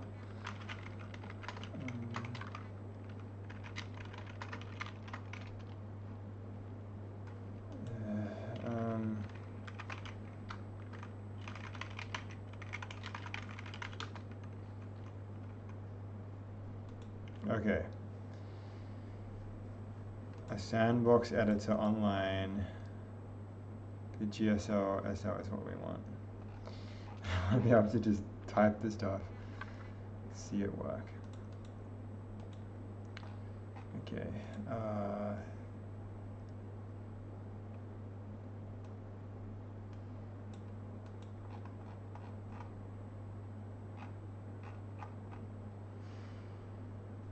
Okay, where's the vertex and the fragment one?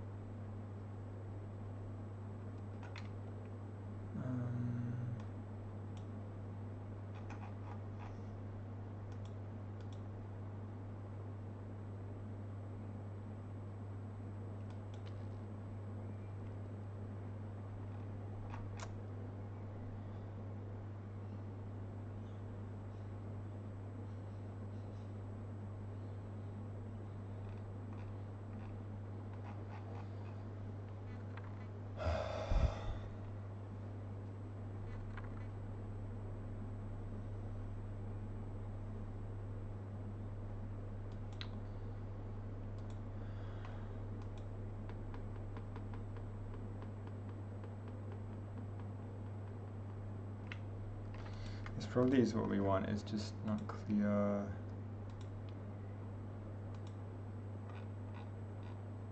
we don't want that. It's unclear how to access the vertex shader from here.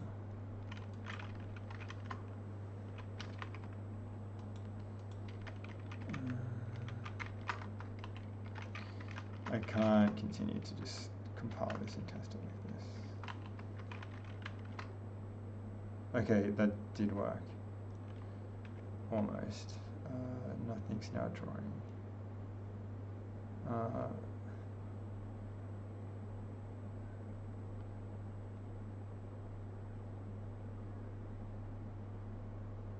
Vertex attrib array 1 is enabled, but there's no buffer bound. Huh?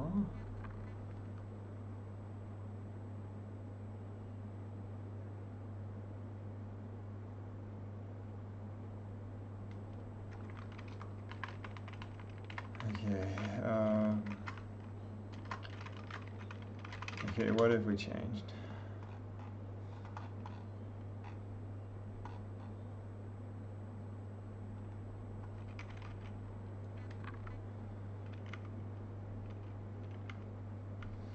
So stuff was working until we started modifying this stuff.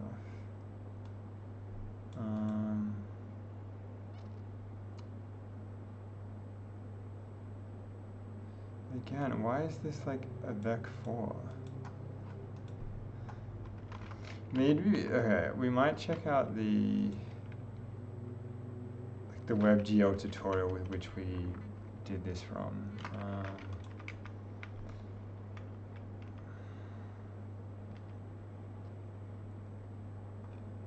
Maybe just any example.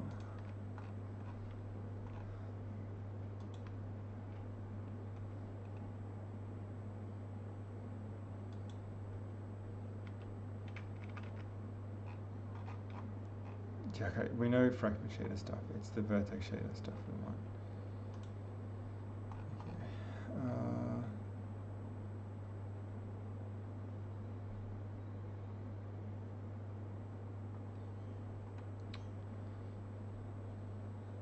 Yeah, why is it a vec4?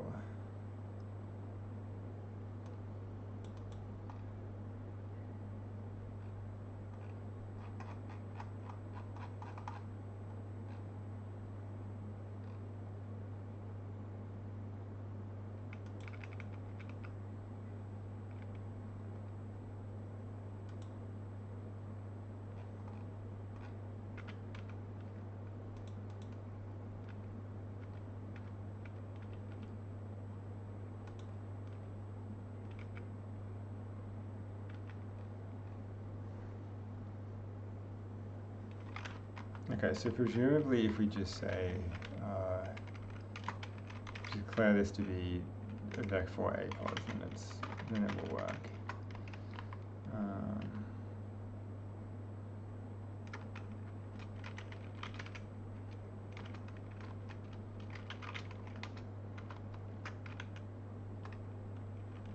No.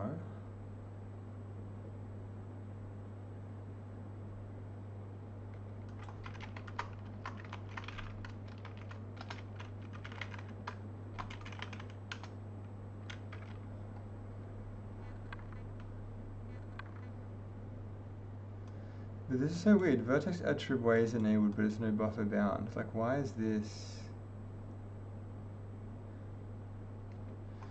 Why is this giving an error? It shouldn't matter.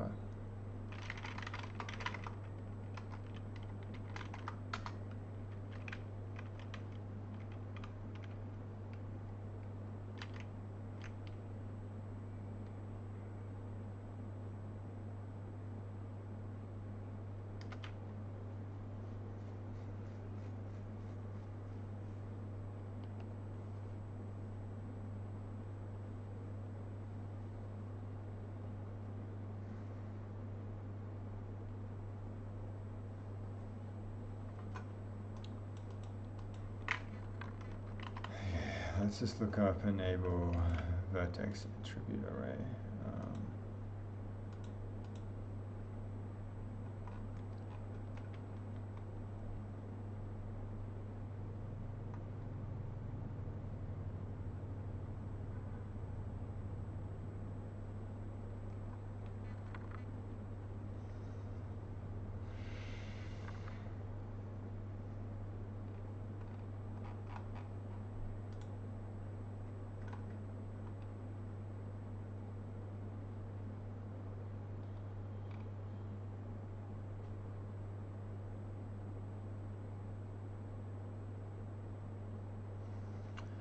I don't want to be calling it, but I don't want to have to get attribute locations everywhere. Maybe we have to.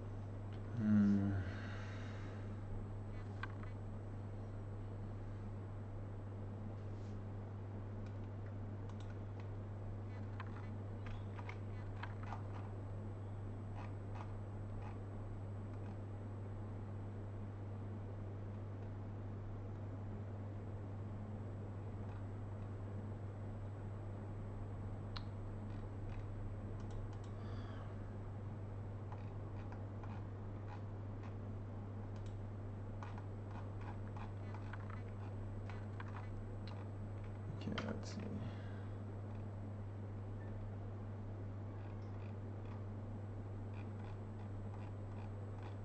Where are the shaders?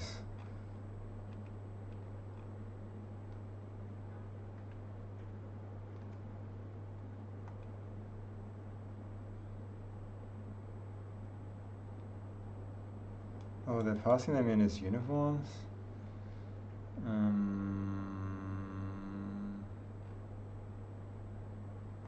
That's not what we want.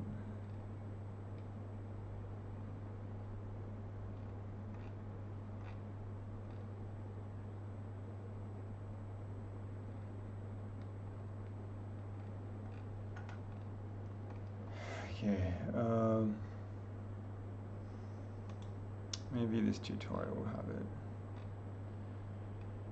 Okay, adding colors to the vertices. I guess this is what we want.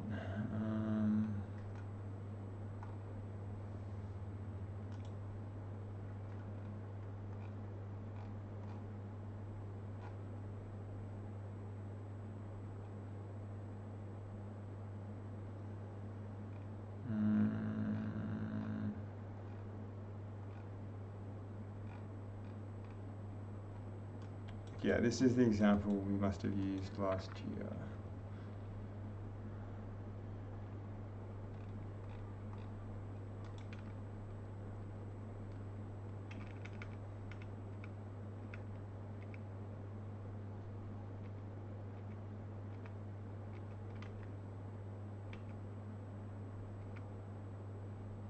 Okay. Vertex shader.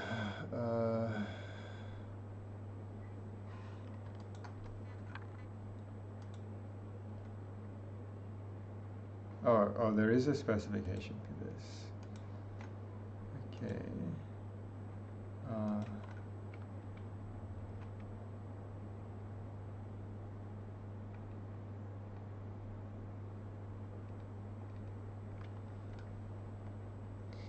Yeah, why is it saying it's like a vec4, but it's defined, it only has two.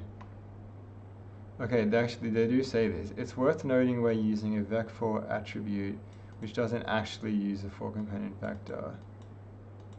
But when we do our math, we will need it to be vec4. So rather than convert it to a vec4 every time, we'll just use the vec4 from the beginning. This eliminates operations from every calculation. Performance matters. The performance hit will not be significant by this.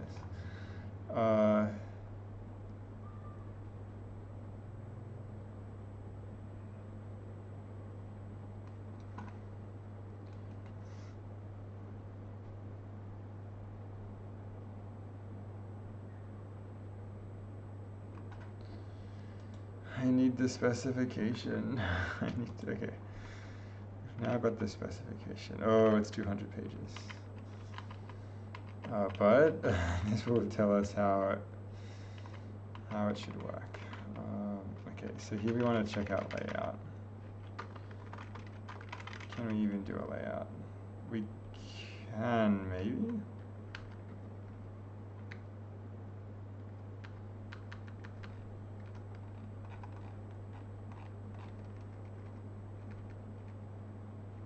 Oh, we can. Great.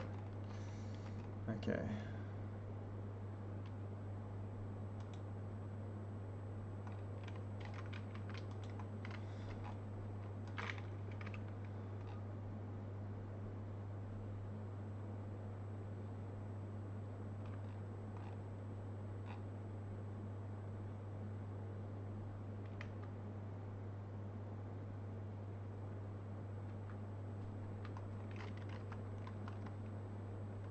Okay, so then there seems to be a couple things going on. So we might revert some of these changes.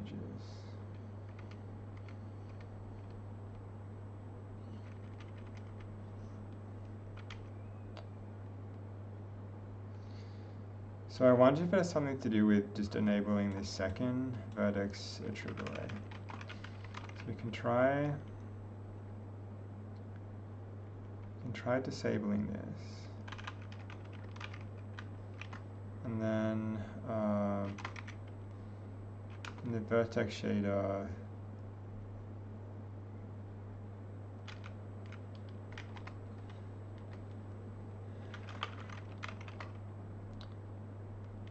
try and just keep it here with apos.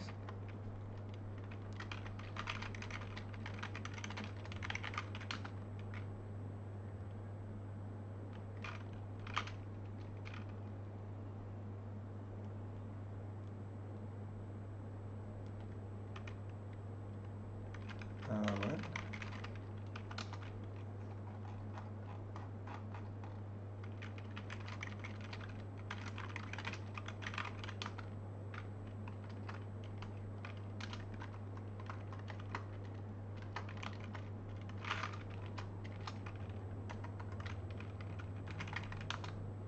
Okay, so that is working again. So now I can try doing the layout thing that apparently we can do according to the specification. So we want to replace the attribute here with layout location 0, and now an invec4, which is so weird. But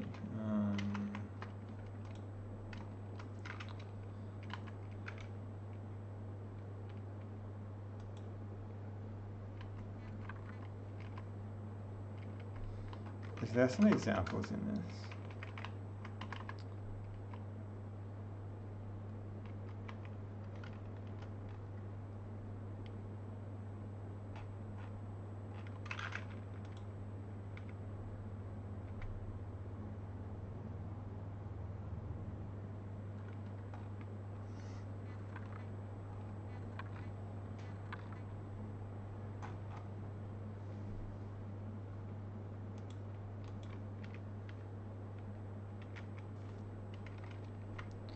Shaders must declare the version number they are specified to. we should include that. Version, just say 320. Yes. What is the version of this document?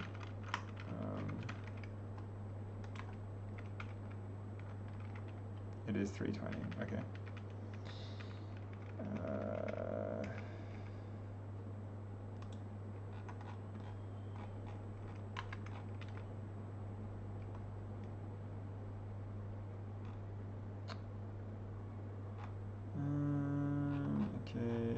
That.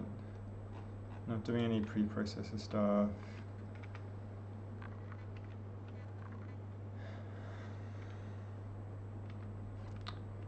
No pragma stuff either.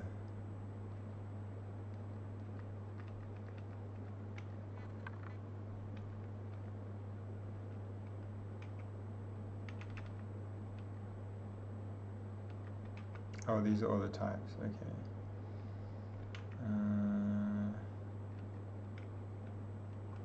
Texture 2D, and we need to do that later.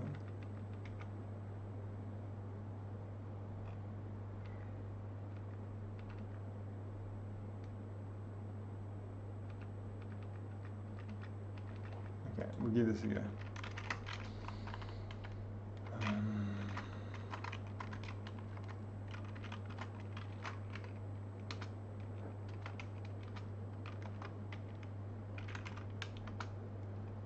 Nope, it fails. Oh, and it failed to compile as well. Link program must have a compiled vertex shader attached.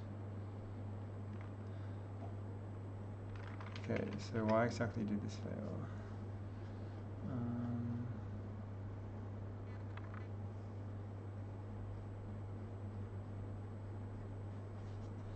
This is where we need some like online compiler.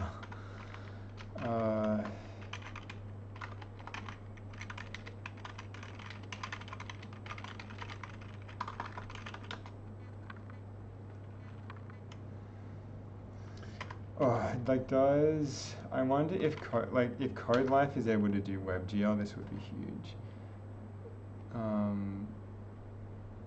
Later. Oh, it looks like we can. Okay. Okay, this is good. This is way better than whatever would be online.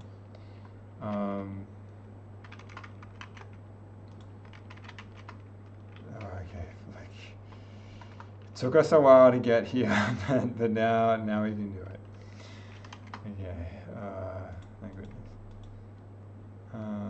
Oh, float type requires declaration of precision qualifier. Alright, let's, I guess we can look this up in the documentation. Precision qualifier.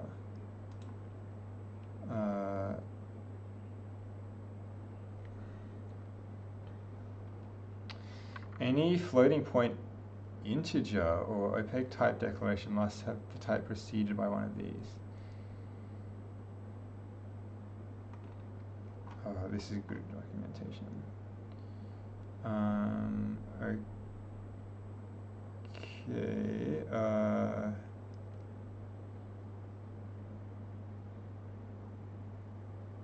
Oh, same for vectors as well. Okay. So variable satisfies the minimum requirements for high P. High P variables have the maximum range.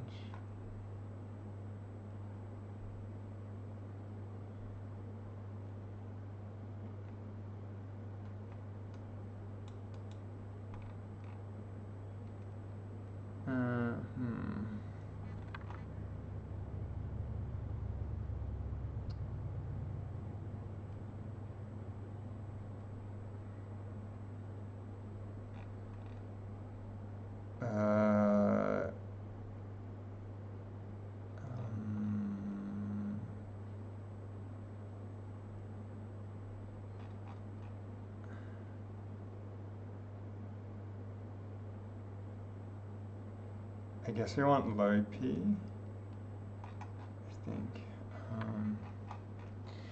Or we can just, or we can use the internet again.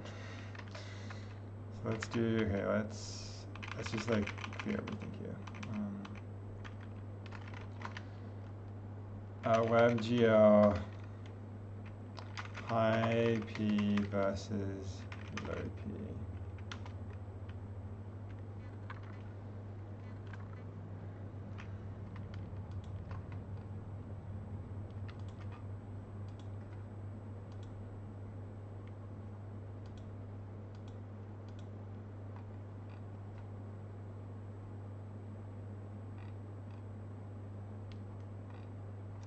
Like all of these, I just want to know, is it like 4 bytes or 8 bytes? That's like the only decision.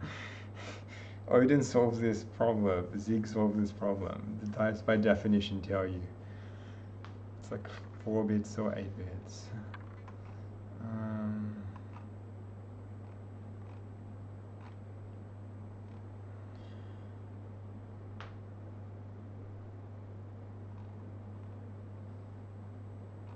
And like, if I'm passing it floats, then like, the size of them is determined.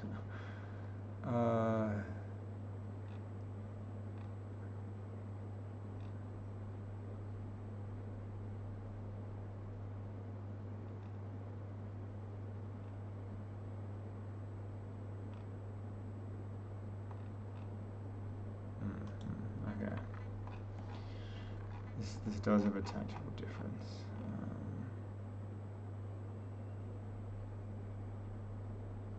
Support for high P is optional. Okay, then we don't want to do that.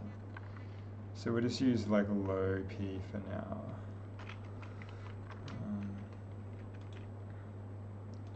And so in low P.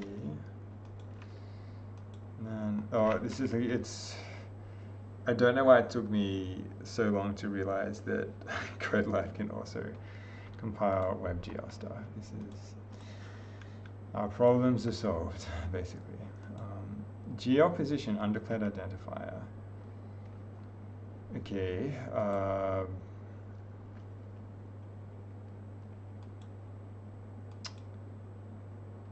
Well, what is it? It's been depreciated, but what is it now?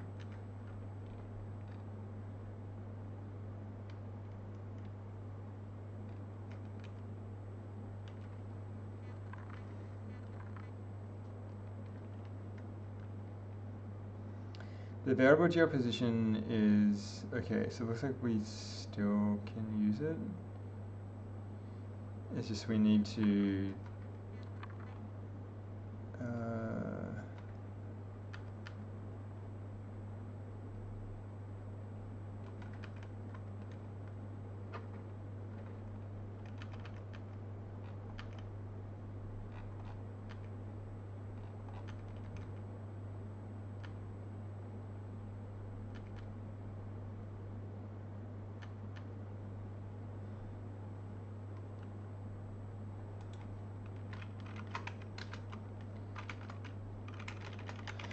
the first instance it appears. Variance refers to the possibility of getting different values from the same expression in different programs.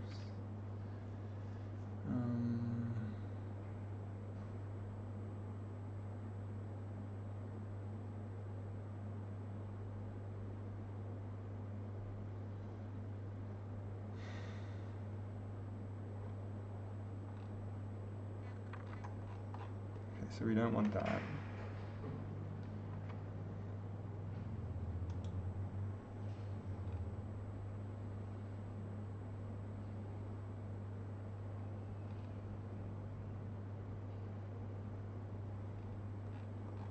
So it's defined in here, and yet CodeLife is confused. Why?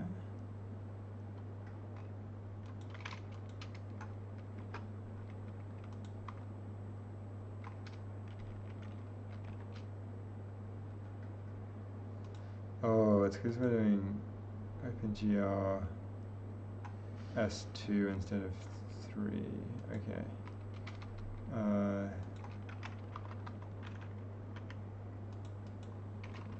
Okay, now we'll try this again.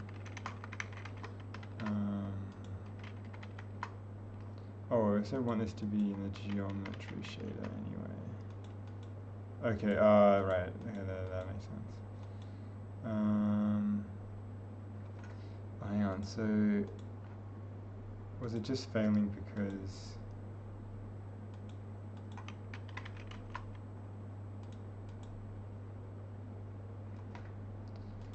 I'll go back to 3.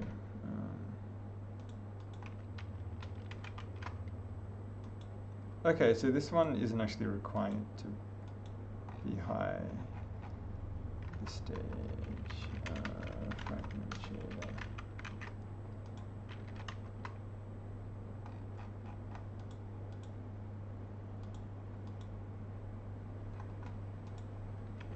No, what's happening?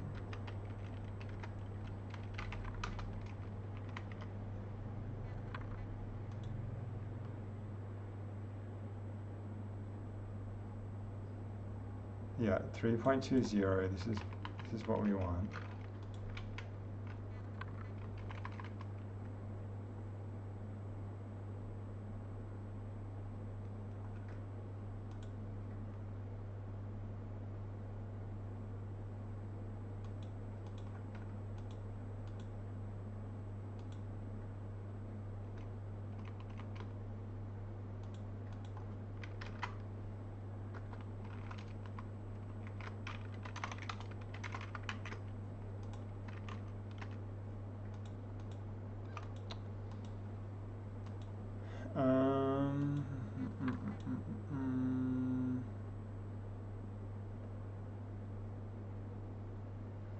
So I guess the problem here is that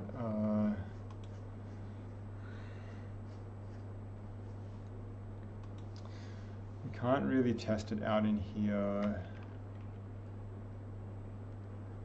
without telling CodeLife what the input data is. Oh, I'm dropping frames, am I?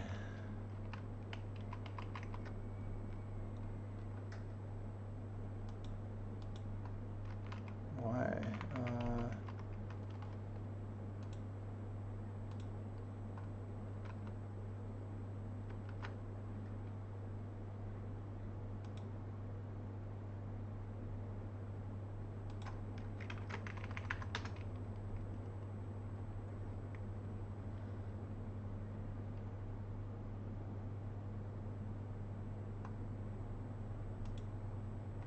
Okay, seems to be back up.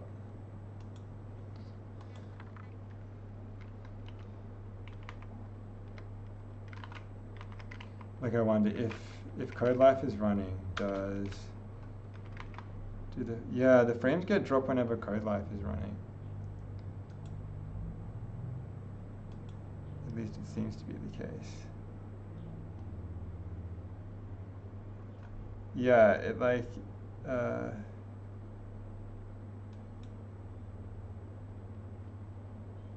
oh no, it's failing again now.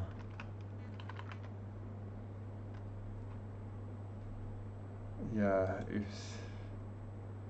Don't know what's happening. Do not know.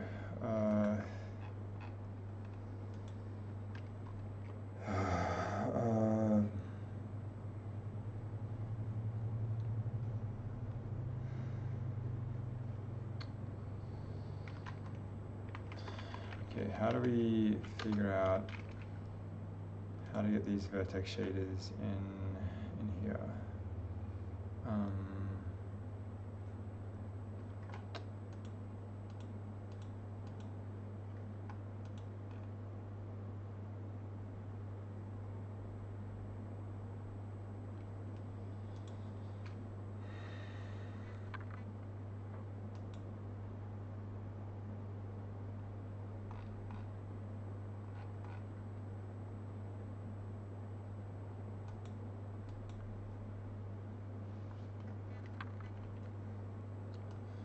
What's this in data that's being referred to?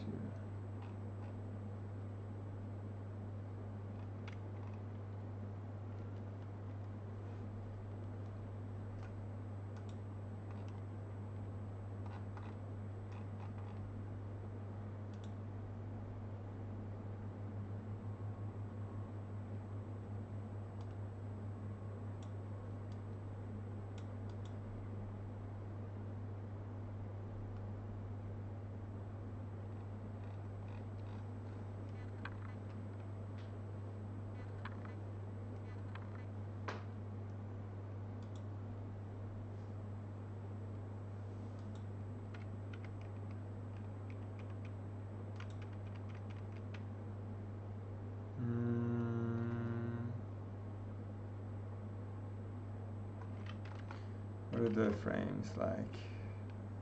Mid. I'm so used to just drawing the fragment shaders, I don't need to consider anything else, and now I'm like, I'm confused.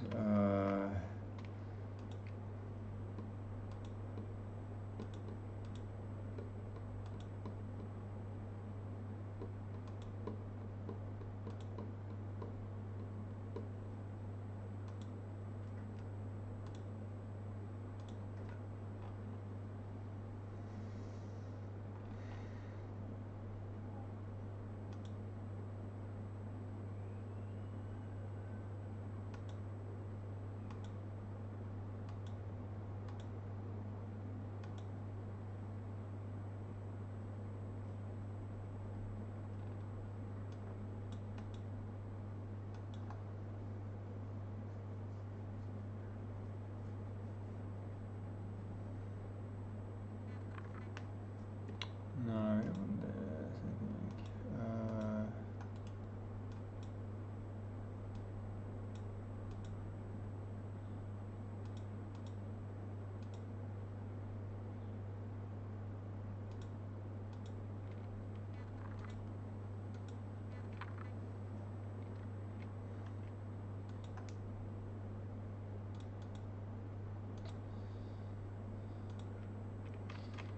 No, we want,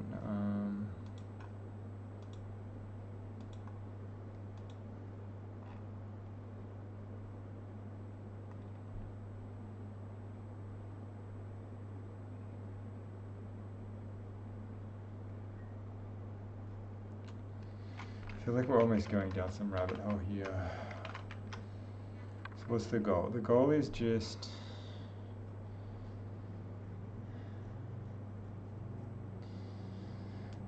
to try and get these shaders compiling. Well, to figure out if we can actually use these layouts, we should be able to since they were in the specification. But I don't see them like being referenced in any of these tutorials.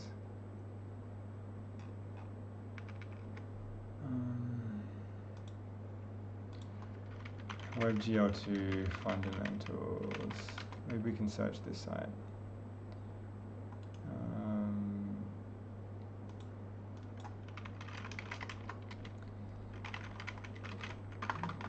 Search layout equals 0. Nope.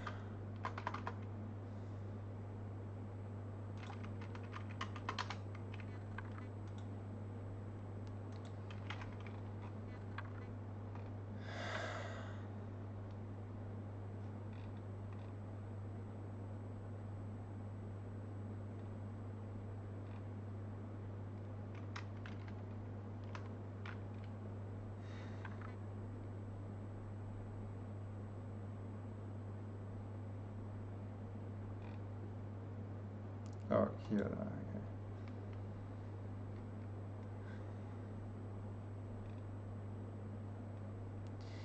Attributes inputs to a vertex shader that get their data from buffers. WebGL will execute a user-supplied vertex shader n times.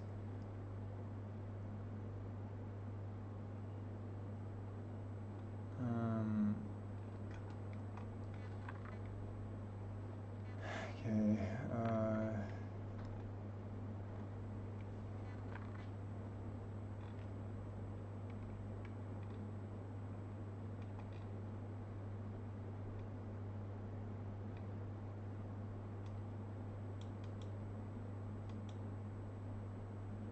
Okay, so we can use the layout.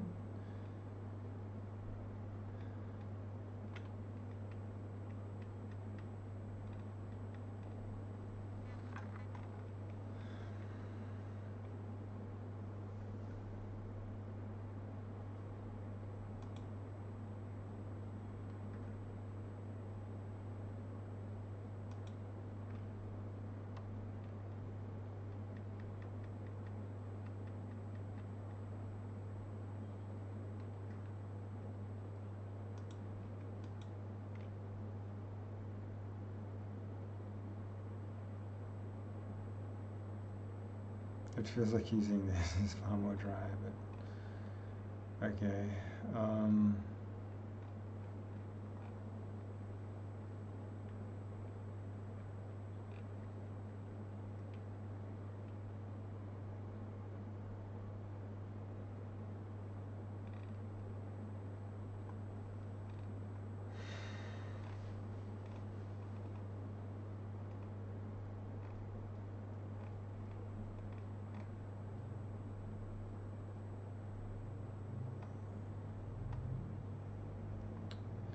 And that before you link the program, you can choose locations.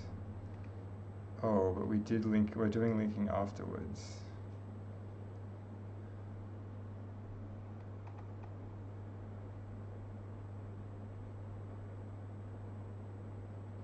When you link a vertex shader with a fragment,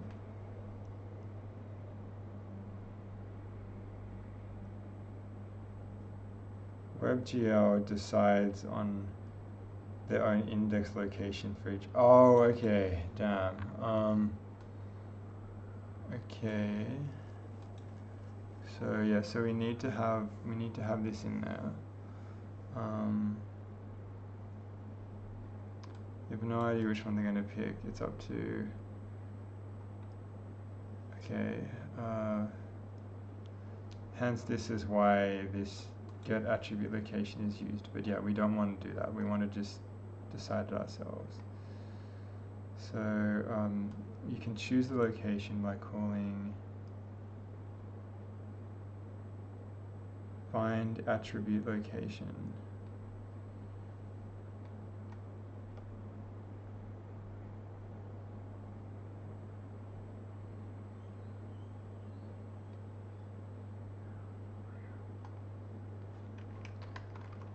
Which is what we want to do. So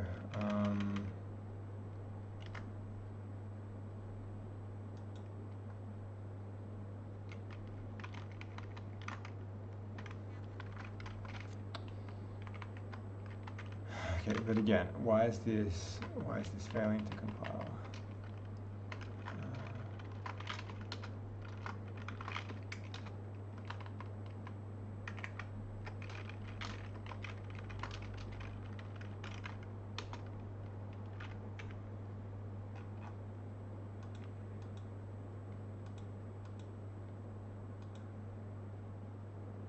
Error, unsupported shader version. Oh, what? Is this like, this is too high?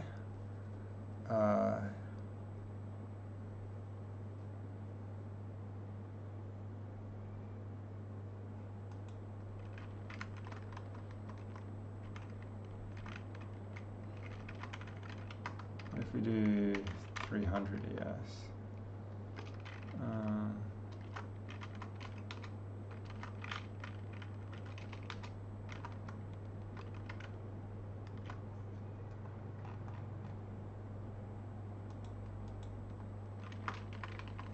Like, we read it in the specification and it stopped working. This was in basics, was it not?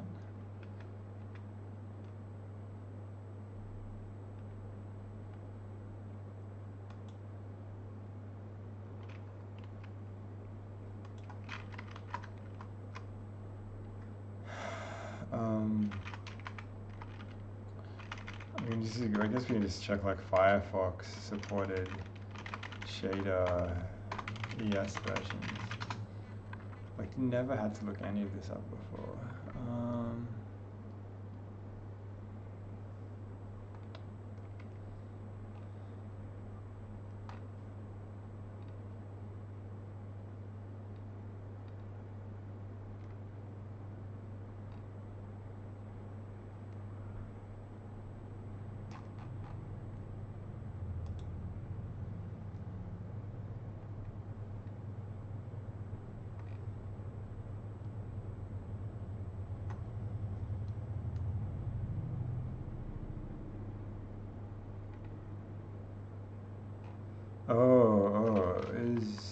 Did we actually set this up ourselves in main when we set up like the canvas stuff? I don't remember doing that.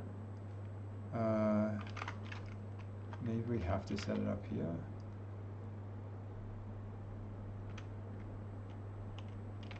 Oh, or maybe we're like choosing this to be WebGL instead of WebGL2. Canvas context.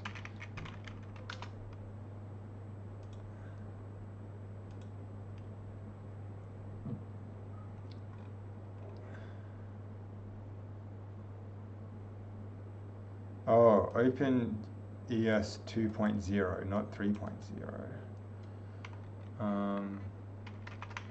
WebGL 3.0 ES context Firefox. So is this, maybe this is currently being implemented?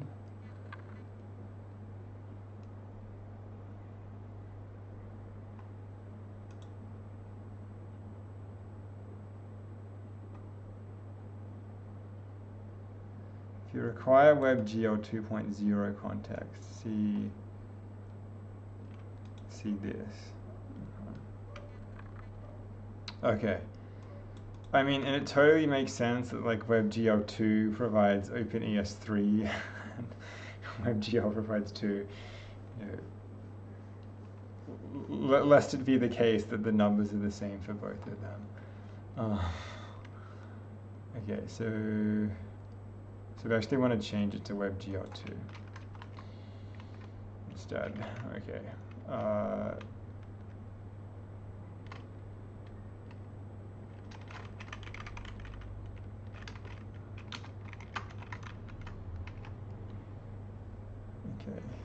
And then we get ES 3.0.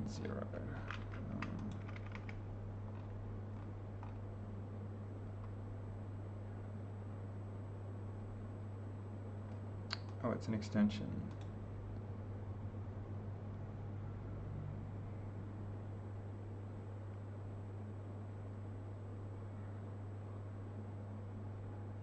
Okay.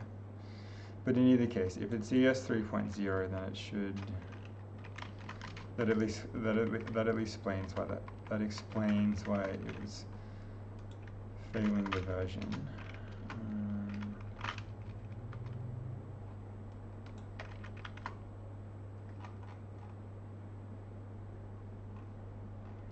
Now the shader is failing to link. And we're not getting, why aren't we getting the debug messages that it's compiling? Maybe instead of switching it from 2, we keep it here, and then we just use like an earlier shader version. Presumably we can still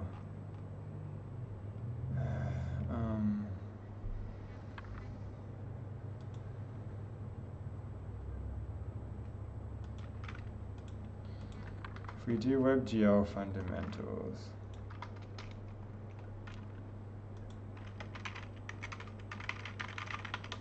the Like I don't want to just suddenly swap to like GL2 in the middle of everything.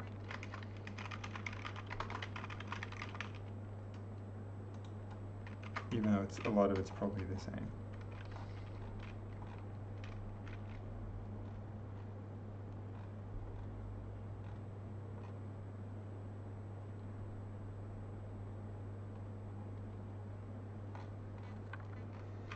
Oh, but then I'm not seeing the layout stuff here.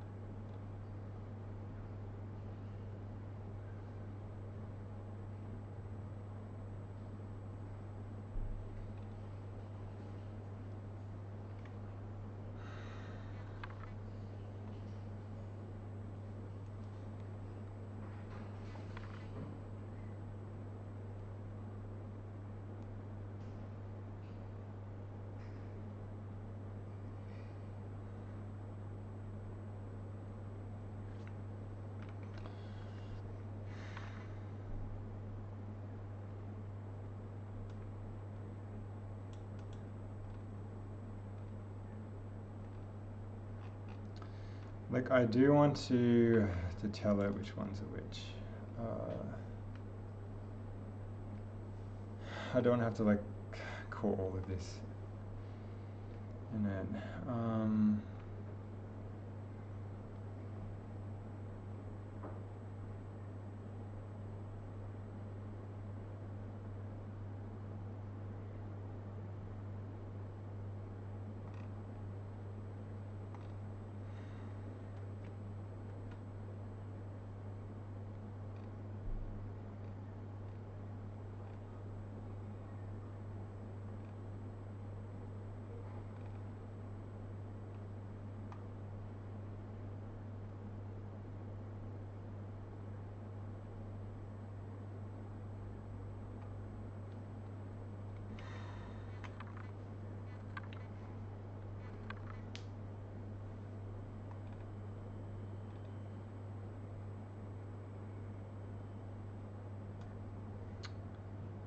do this before calling link program. We can now use the same VA over both shaders. Okay, so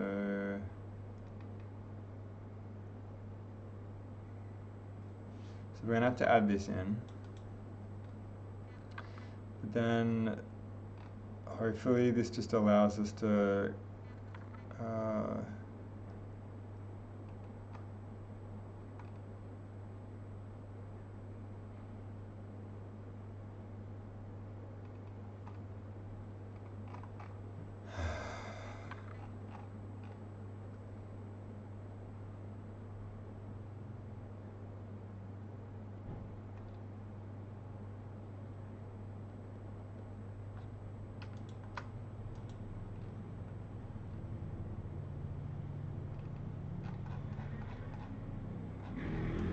maybe we will skim this. Okay, so yeah, shaders need data, attributes, which is what we pulled from buffers, which is what we want. Do this eventually. Do this eventually. And make the buffer, bind it in push buffer. We've done that. This is the thing we want to avoid. We want to set this at link time. At render time, tell WebGL to pull data out of these buffers and into the attribute. Again, we want to set that up beforehand.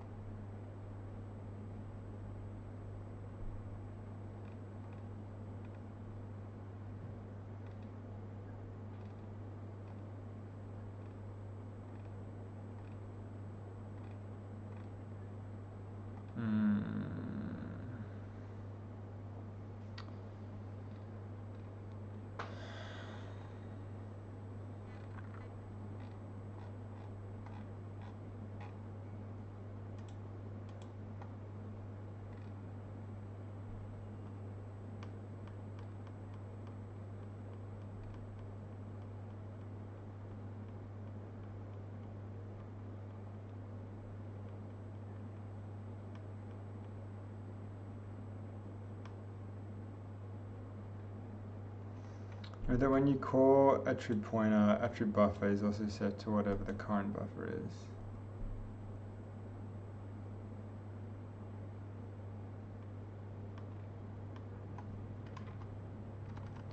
Also, what are the frames like? Are we still not dropping a huge number?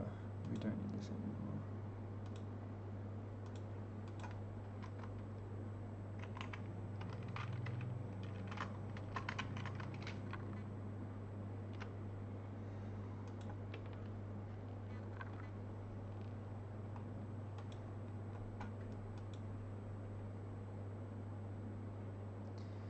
So we can include this, but I want to avoid this. I want to just say like, this is located at place 0, located at place 1, place 2.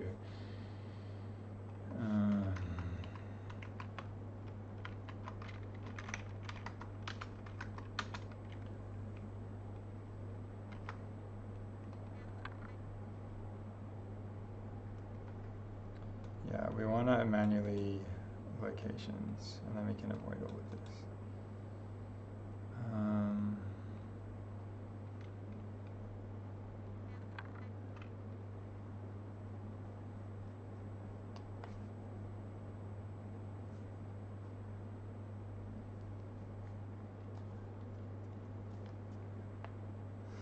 So let's try this.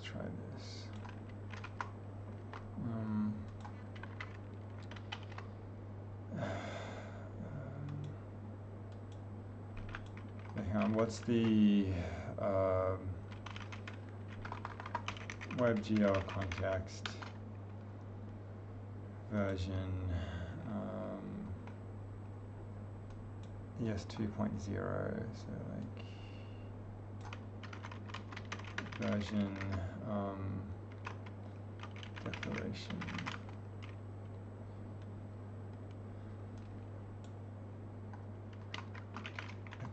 What even is it called? Yeah, it's just version.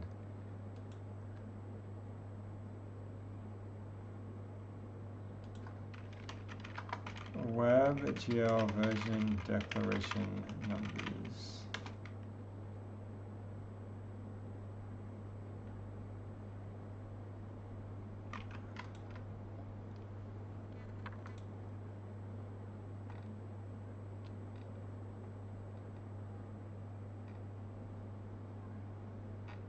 Can I just pass in 200?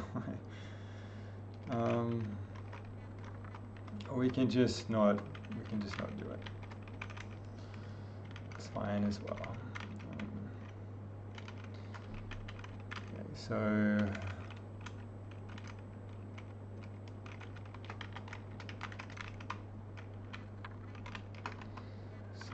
just to check that it is compiling again at runtime. Okay, yeah, that's fine.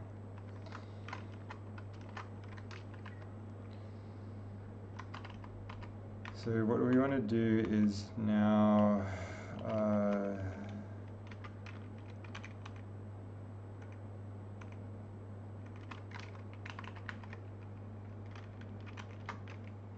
specify the location before we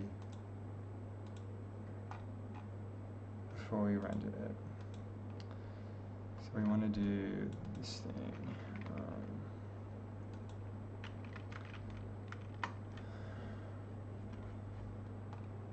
But like the only point in like,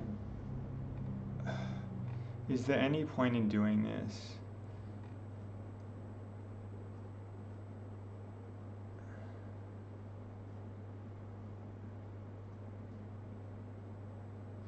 I think it is, because then I think this will then allow us to like use the 0 and like the 1 in the vertex attributes instead of having to set them. Okay. So I think what I really want to do is just like remove the word attribute as well and just use that. But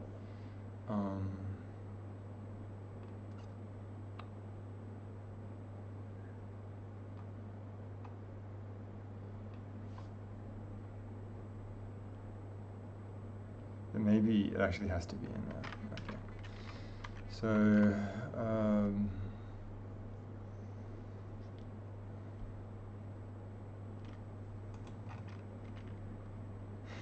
we'll try this. We'll try going.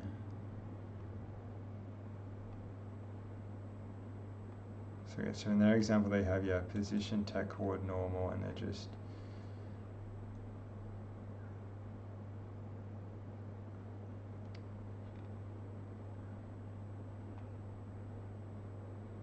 they're assigning it like this before we link the program.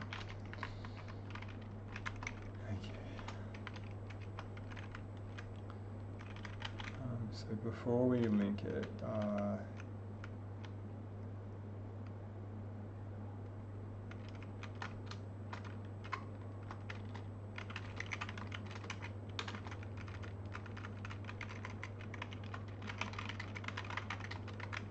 choose locations and manually choose locations for the vertex attributes.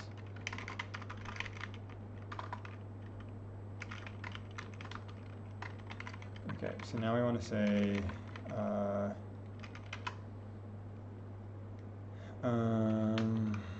what's going to be gl context.call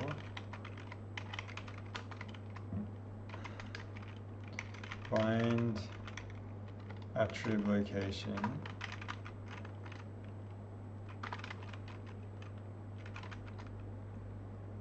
what are the arguments we're passing towards it.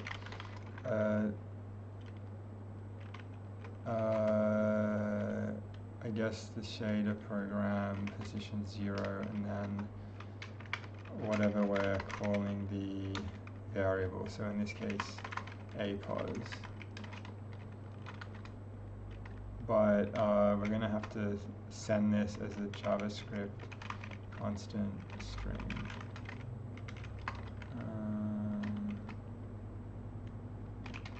I'm not expecting anything back. I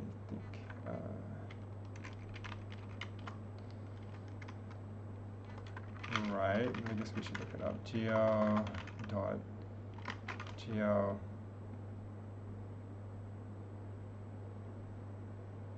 bind attrib location.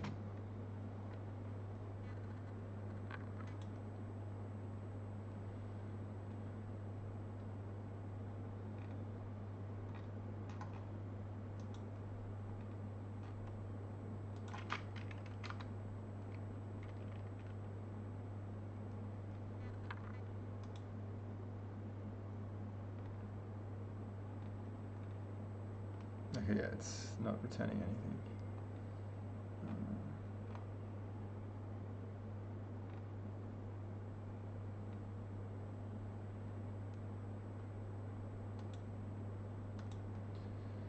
All right.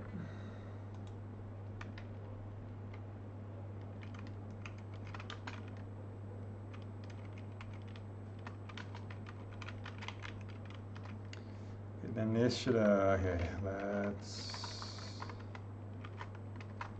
the background's currently constant, so we want to do oscillating value.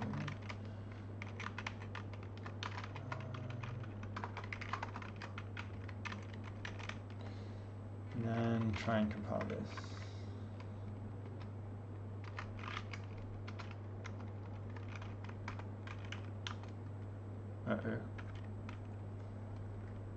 Argument 1 is not an object.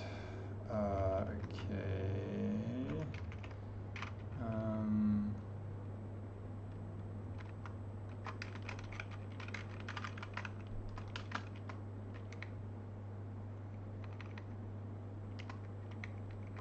It's the shader program, not an object.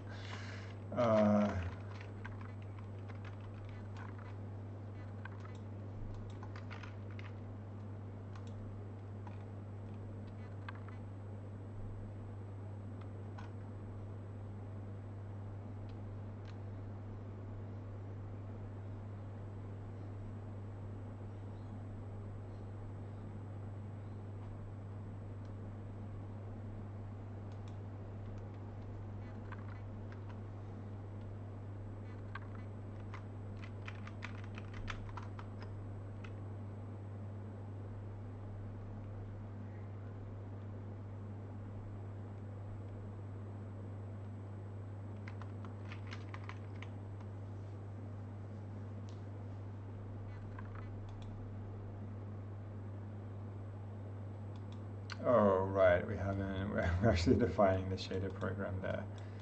Oops. So I guess, well,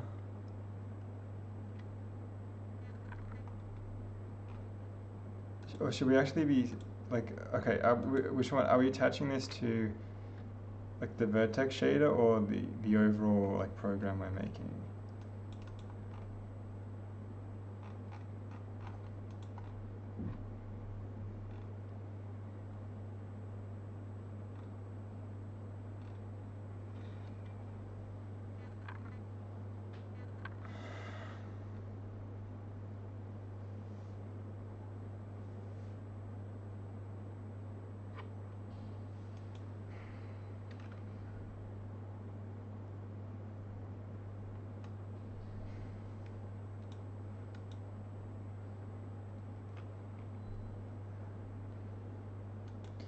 So beforehand, when we were doing the get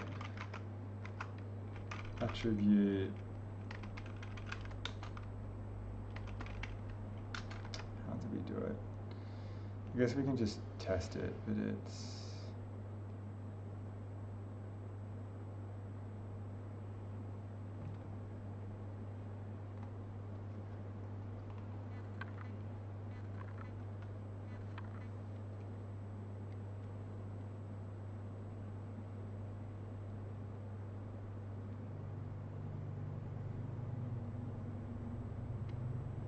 tell GL link program.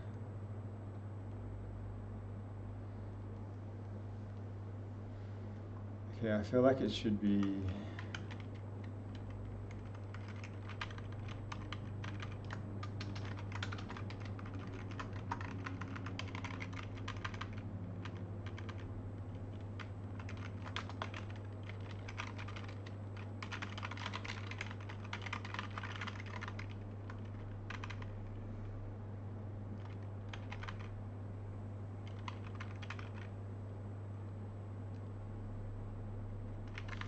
do we need to attach them both?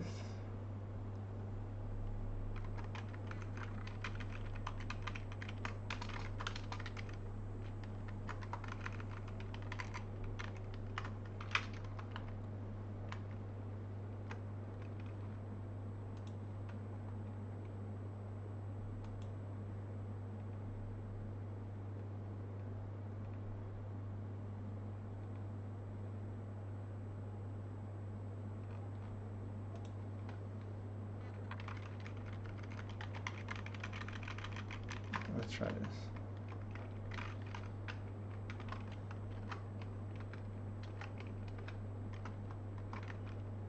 Okay, that worked. No actively linked program. All right.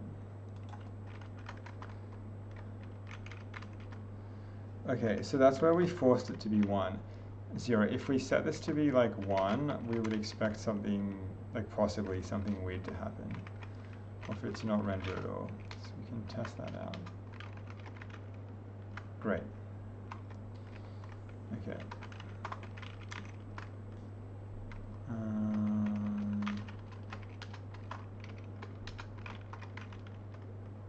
This is good. We're now having more control. We're not just letting the linker do whatever it wants. Okay, so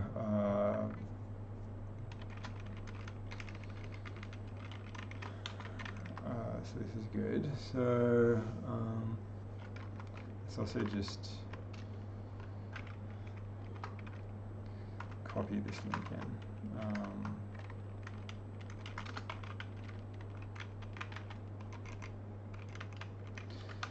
Okay, so now with that done, now we can actually assign, we can actually use like the colors. Yeah, okay,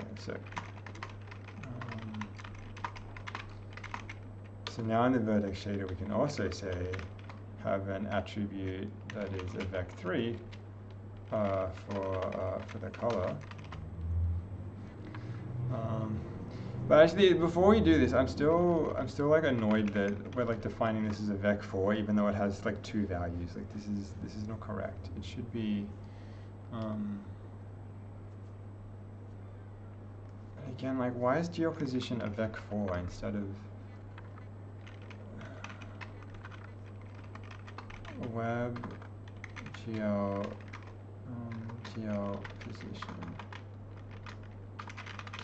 Like, what are the two arguments doing? What do the args in GL position? Let's just use the LLM. I'm too tired to like try and look it up.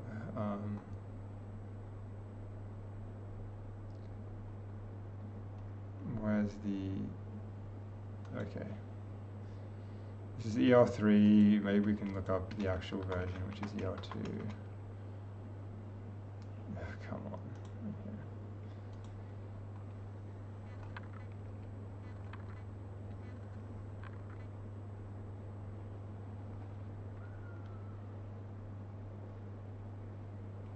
Yeah, the homogeneous vertex position, okay. So yeah, we wanted to, so what we should be able to do is to say this is a vec2 and set this equal to a vec4, it's equal to that 0 and then 1. I suspect this will fail ridiculously, even though it should be fine. Okay, that actually did work. Surprised. Let's kind of very surprised.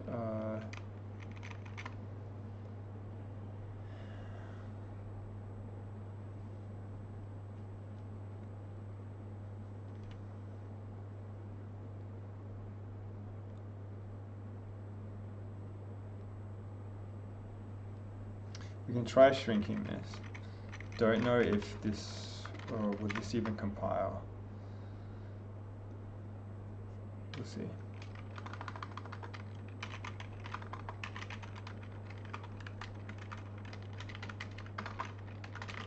At least this one should compile.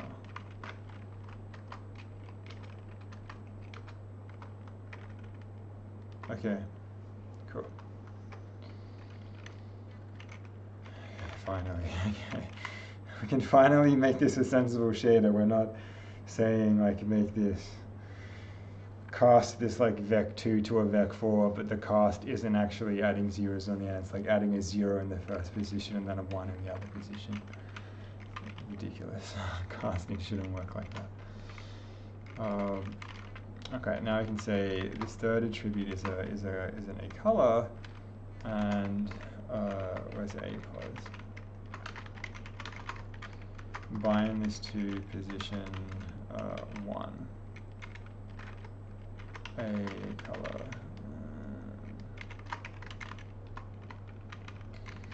Okay, and then we'll have to figure out how to move this.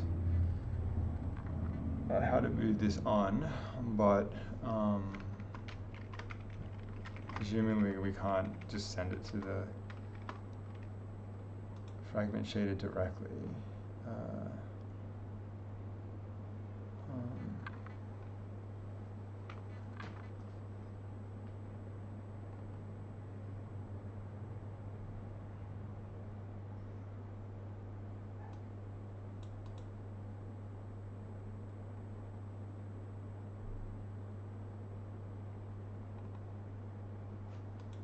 Oh, but we want to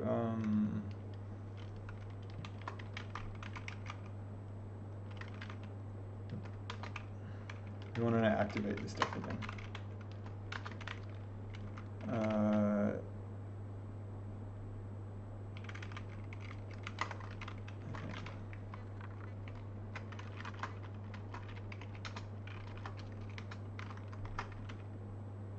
Uh-oh.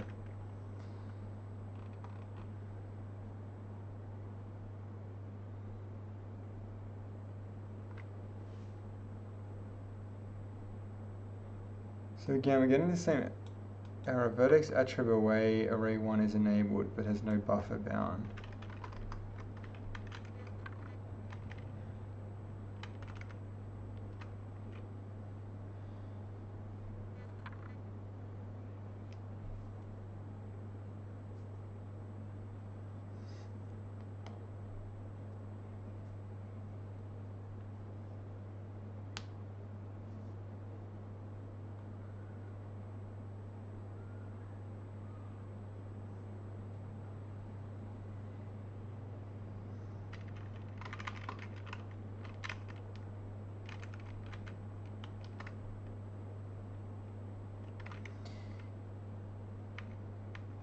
Does the 0 and the 1 not matter in this case? Can we actually just... I guess we have kind of specified it, but,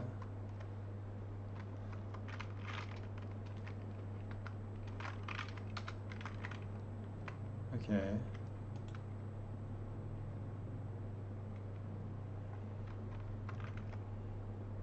Maybe this is working slightly differently to what it's doing in OpenGL. GL enable vertex attribute away.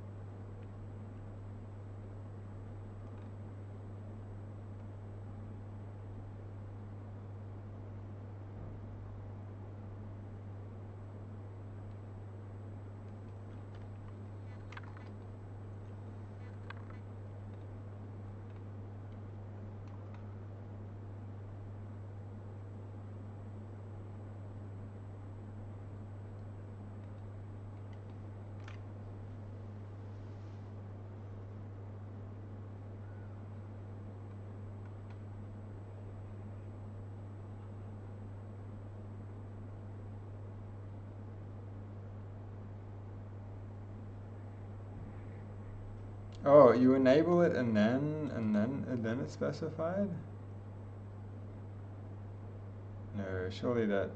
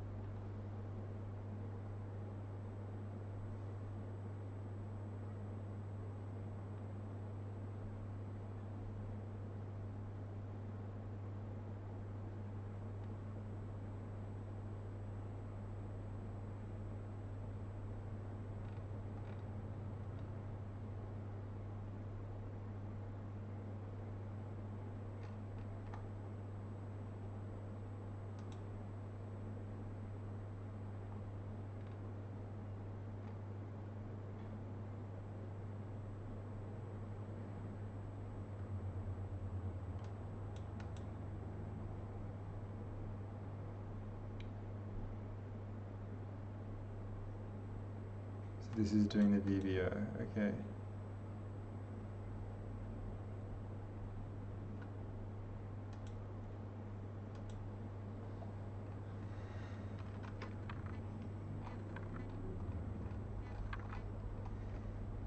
But this is like the opposite order that we did this in.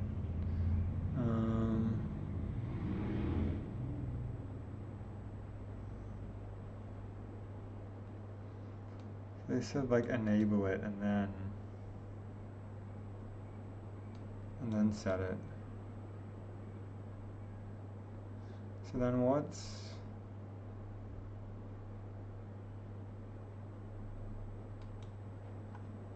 the number doing? A vertex position. Oh, right. Okay. So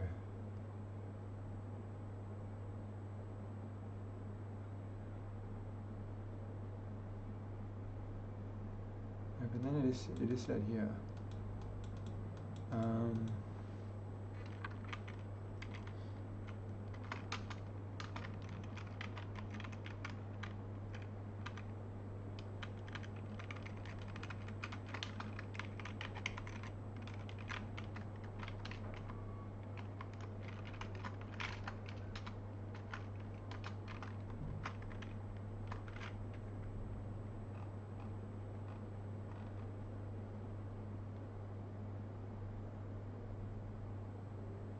It's enabled but has no buffer bound. Yeah, what's going on?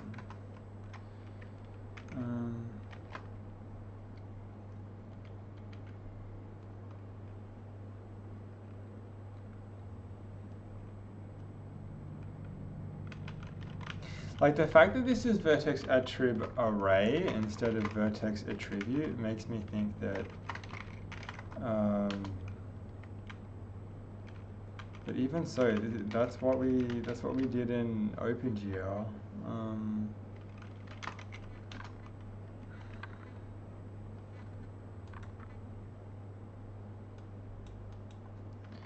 What's this arrow? It has like no buffer bound.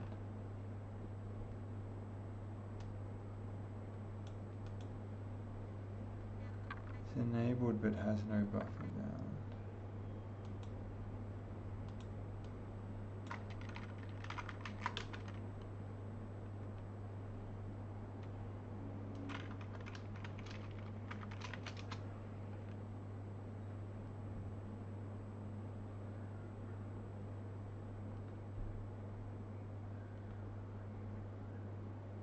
Here it is.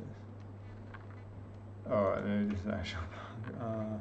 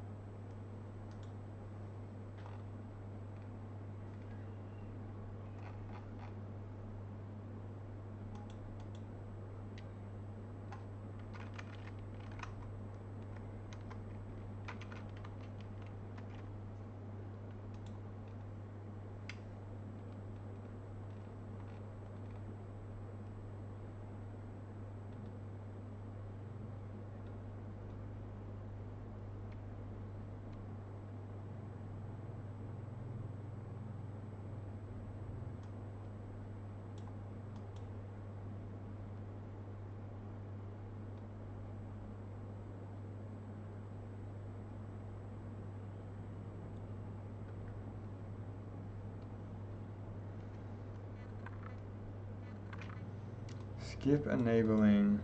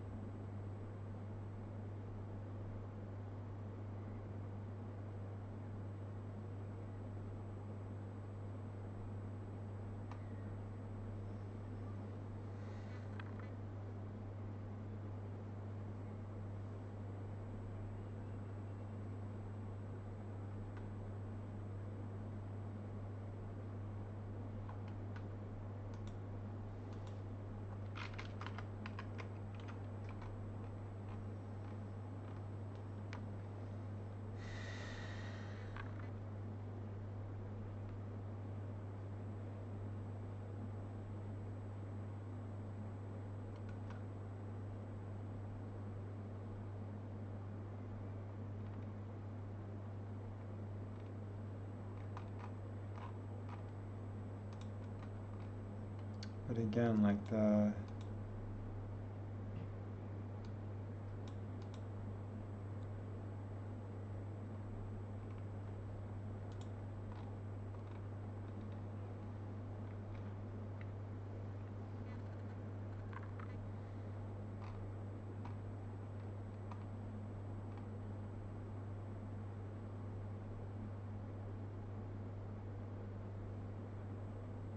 turns in the generic vertex attribute array the specified index into the listed.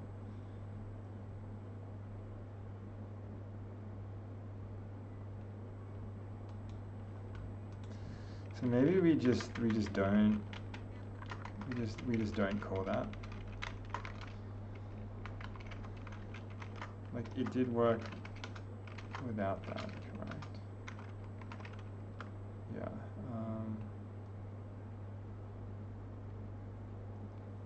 Stride and byte offset must satisfy the alignment requirement type.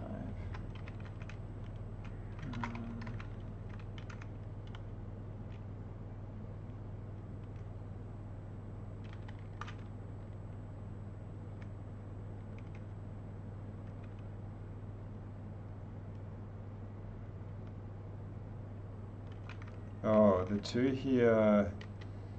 This should be 2 times. oh, yeah, the offset here should be in bytes, right? This is itself a bug. Yeah.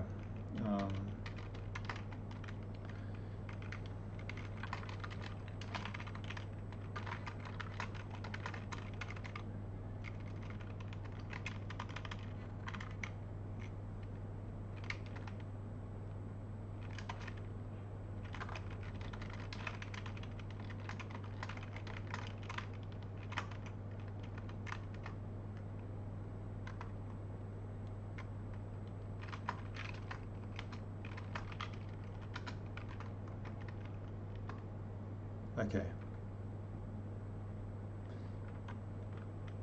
No actively linked program. Uniform center. Well, sure, but yeah, I suspect if we turn this on, like, could it be the thing where like the previous error somehow propagated and that was why this failed? Okay, I think that was what was failing.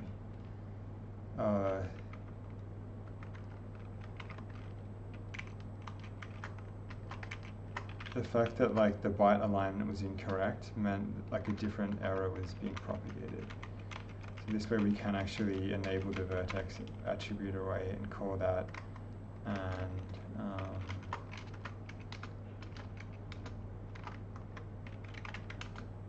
yeah, good, okay.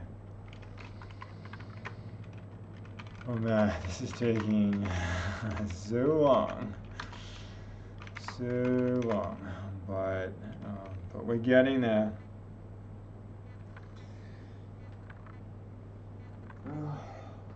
We're getting there.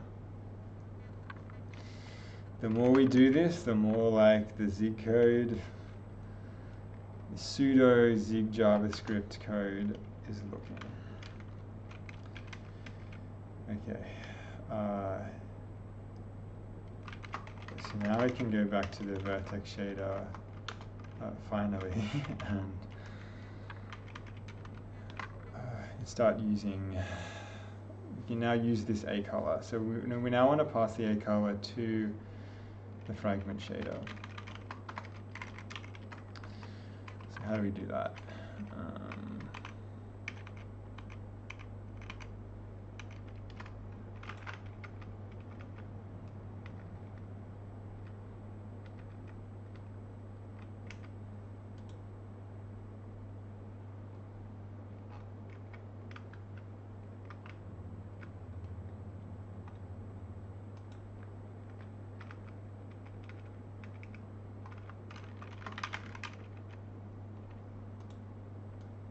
Yeah, we want this.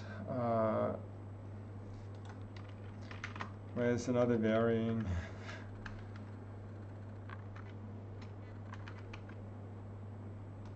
These will show up in subsequent lessons.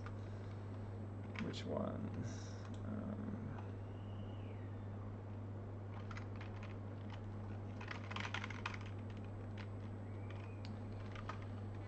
WebGL using varyings to pass data.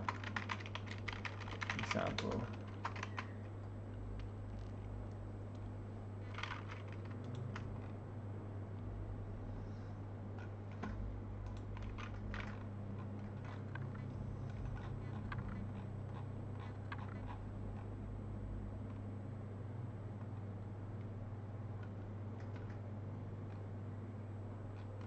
That's not helpful.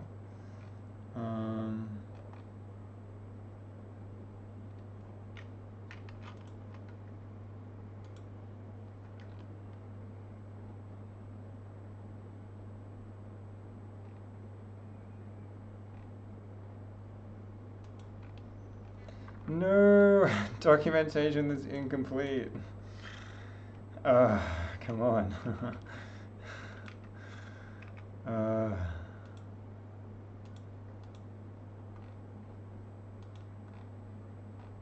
Oh no, we turned on JavaScript and then crappy like AI ads come on.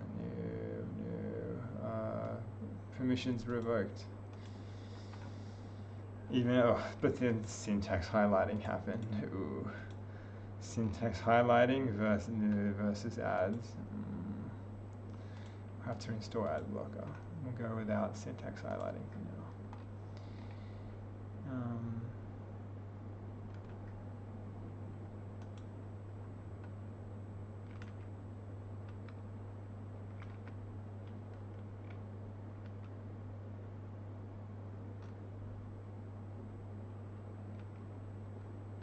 Where's the varying?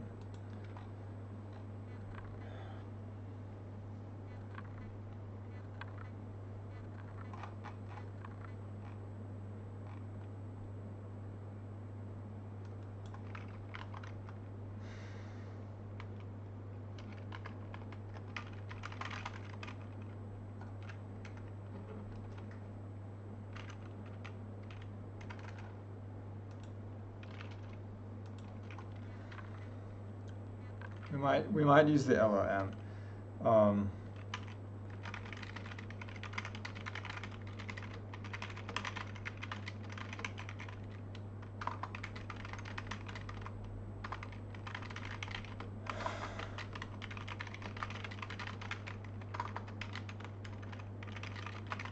I just need a single example, and then I can just do it myself. But I just need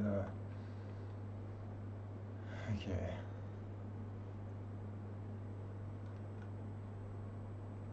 So we changed the word attribute to varying, and everything's somewhat the same. Okay.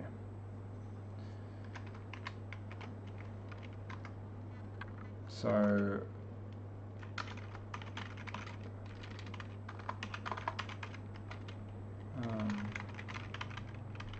set that to that, and then set the color to be a color,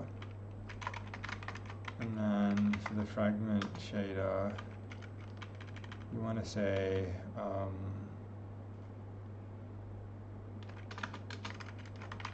varying vec3 color, and then we want to use this somewhere. So for the frag color,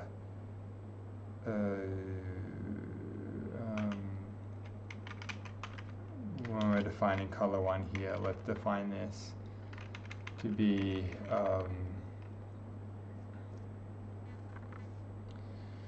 we'll change the red here to be color dot.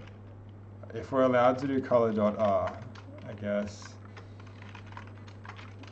in any sensible shading language we could do that.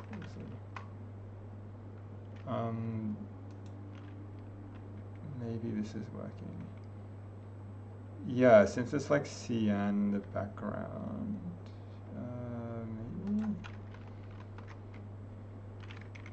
Actually, let's make the color 1 like color 1.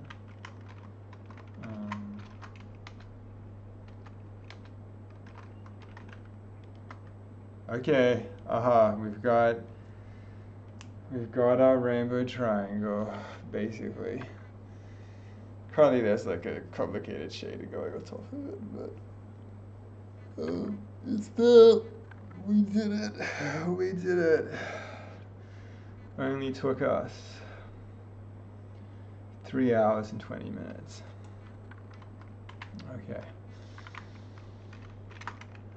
Finally. Okay. So now we can massively simplify. The result's not going to look as cool as it currently does, but whatever. We just want to say the frag color is equal to the color, or rather the vec4 color with 1.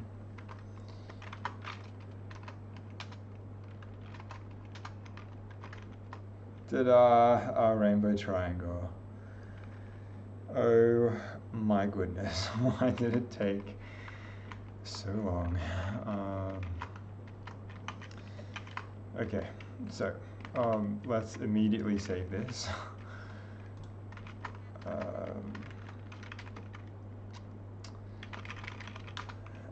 gosh, so much stuff changed.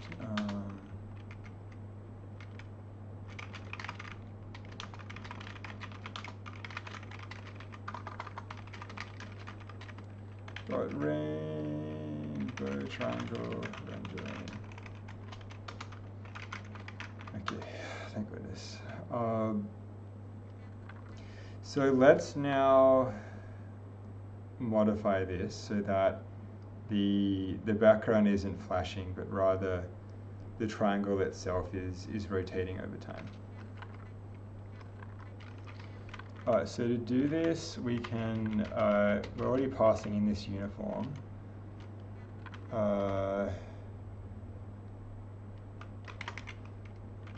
Before we do any of this, let's go back to the main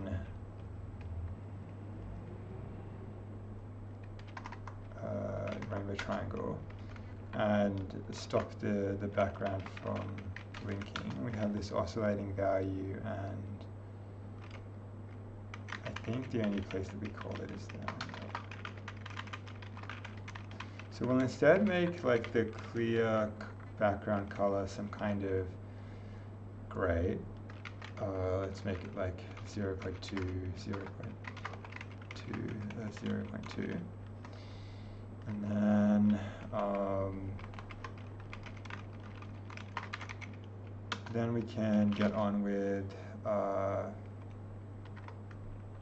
animating this. But first, what actually is the time uniform that we're sending? We're just sending times in seconds. So, we're gonna actually want to do this in the fragment shader instead. So we'll cut that out here. I feel like it's the correct order.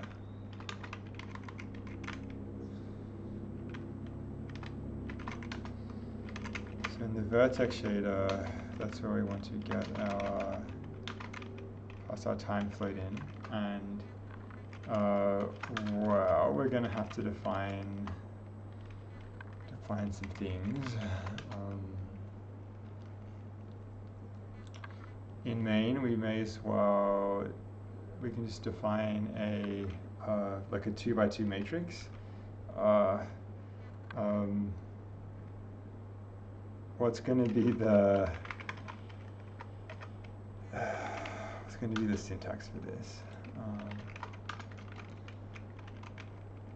To mat 2x2, is that what it is? Surely mat 2 is fine.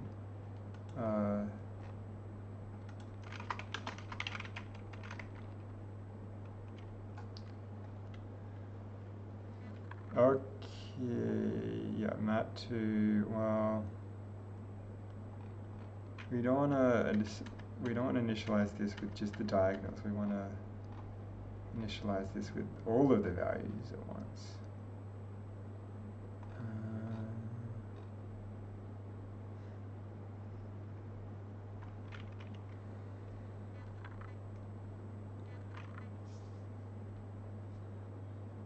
We can just do the linear algebra ourselves. Oh no, we can do this. Mat 2, blah blah blah. Okay, so I want to say constant. Oh, we're not programming in Z anymore.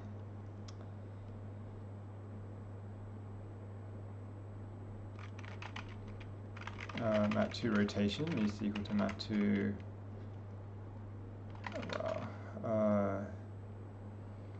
We want to sign this.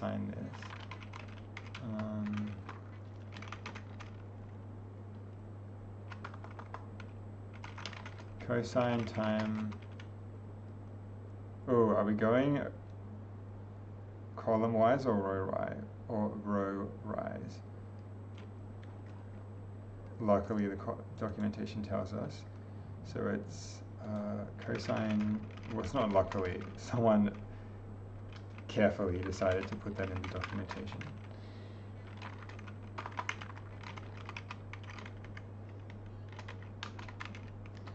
And then now we've got our 2x2 rotation matrix. We can just multiply. So a matrix and scalar multiplication. Let's compile this. I said let's compile this. Run it, and then oops, looks like we have an error. The fragment shade failed to compile. Let's open up our code life and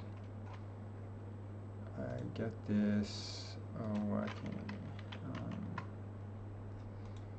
Attribute not supported in this stage, but it is. Oops, it's correct. It's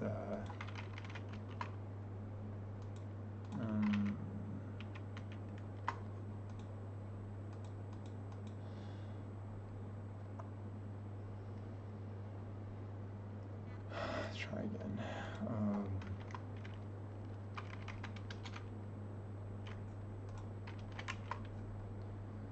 So let's get rid of this stuff.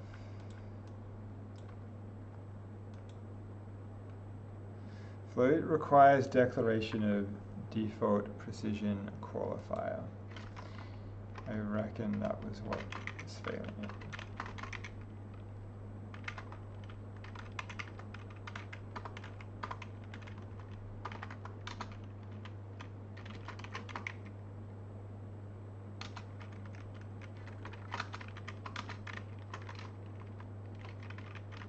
So let's see. Uh-oh. No, it's still failing to compile. Why? What's the... Did we not, when we wrote this, get it to print out the error message if it failed to compile? I guess not.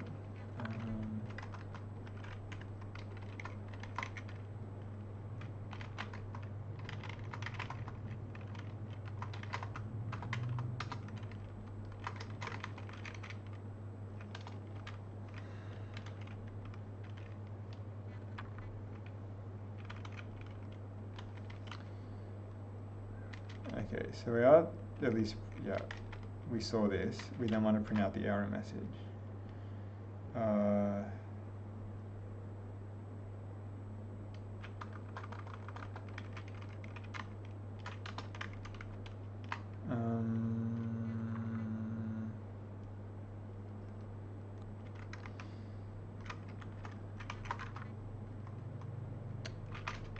GL compile status.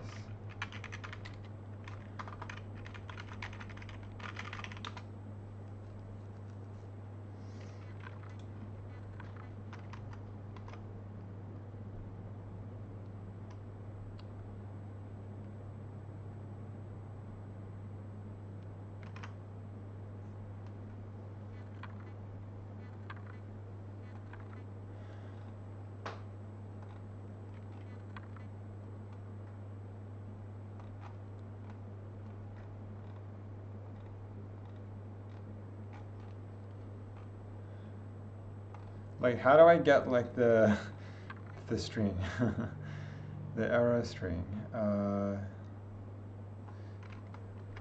We did this in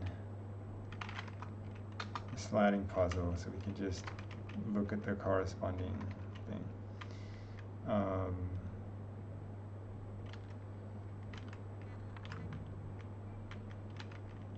Okay, get shader info log.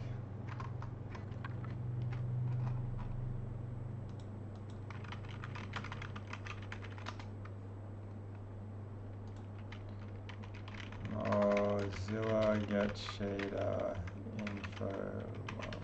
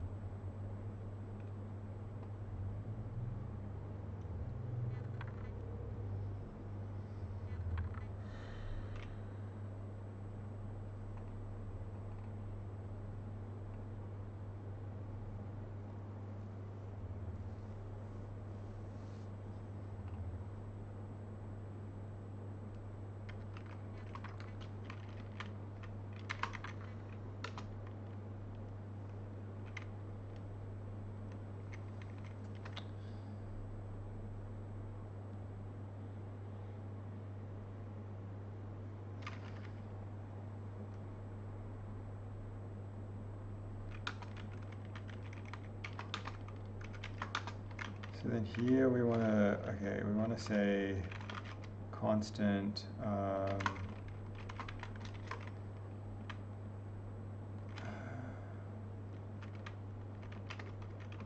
what's the type? It's just, it's a handle.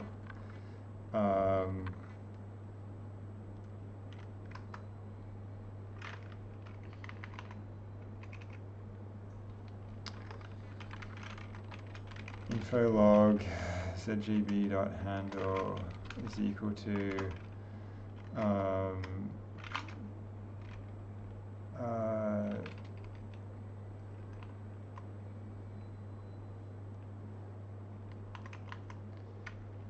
yeah, get shader info log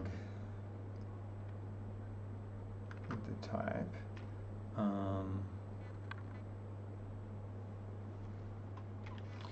gl.context core gl context core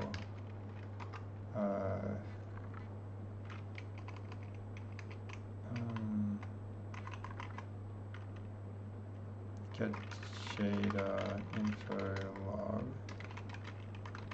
and then we just pass in the shader.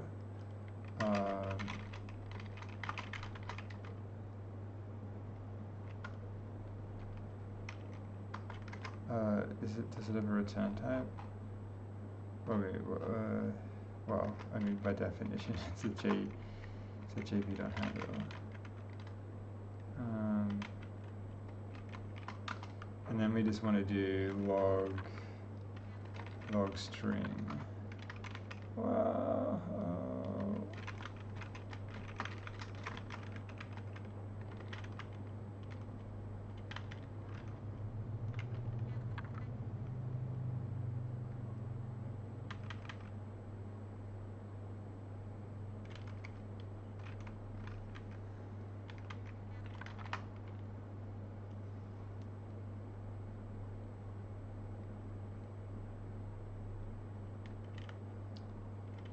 Oh, actually, we just want the log. We don't want a log string. We just want to log this thing.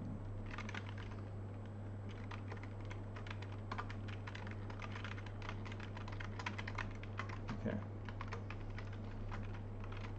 Would have been useful to have this functionality earlier, but at least we're doing it now. Yeah, right. And we need to do this for the fragment shader, not the vertex shader. That was the entire point.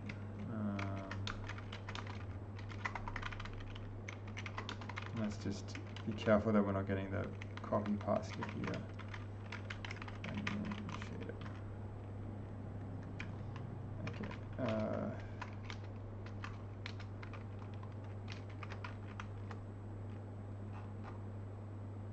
Okay. Okay.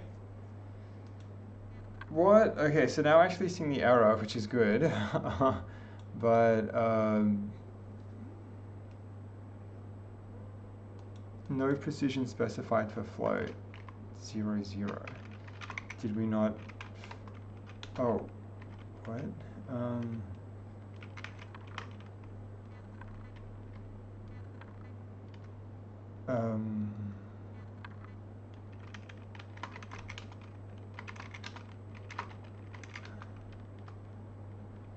Guess we don't actually need this in the fragment shader anymore.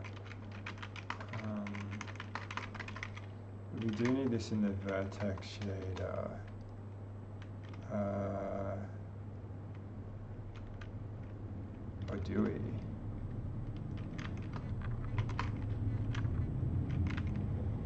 Maybe we don't need this at all.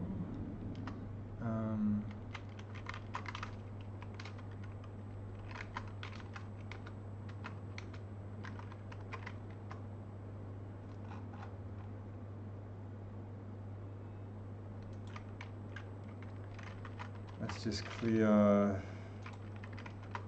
all of the cookies in case something's happening again.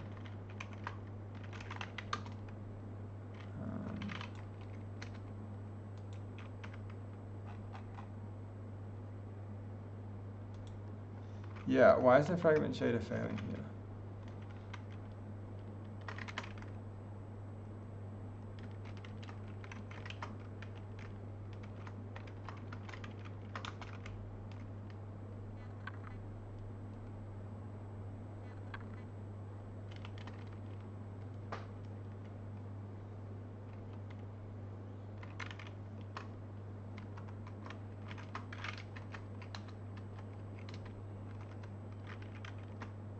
Okay. Okay, we finally got our example working. My goodness.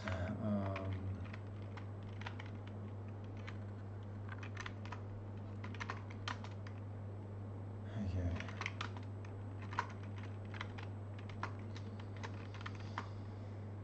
This took so long, but learned a lot. We have learned a lot.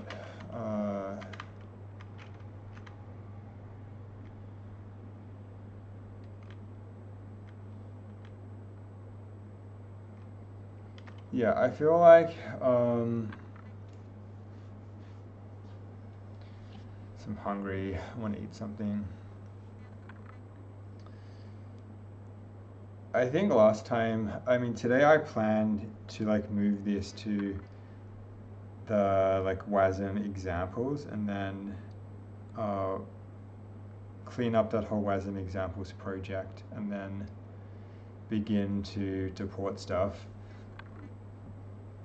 Given how long this took, I reckon next time we move this to the WASM examples and then also try just rendering a texture entirely from within the WASM.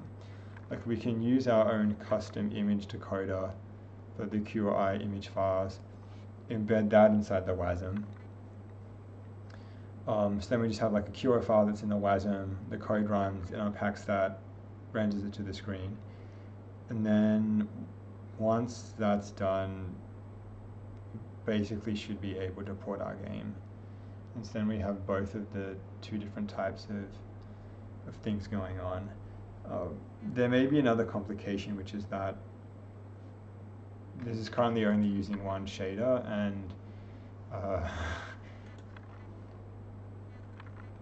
like we kind of discovered when we were calling this enable vertex retrieve away, it was just like stuff was failing, but that was because the pointers were not aligned, but we didn't actually get an error telling us that. Yeah, I wonder if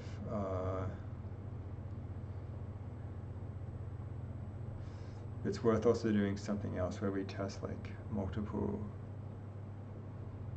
where we render multiple things using multiple shaders. But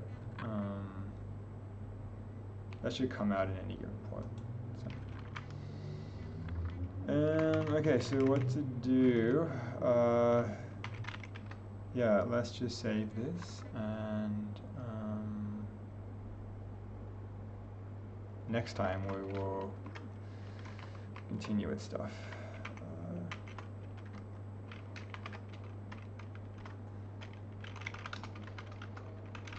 Okay.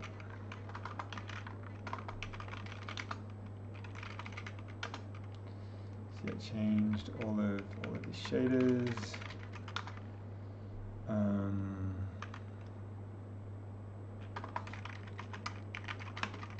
Yeah, got a triangle rotating.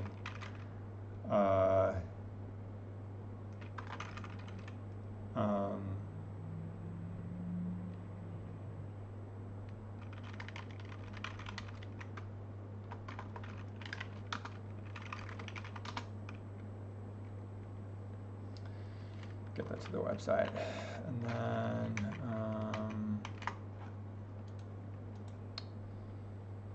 yeah, this something like this almost looks like a bit blurry in some way. I wonder if there's also something else going on.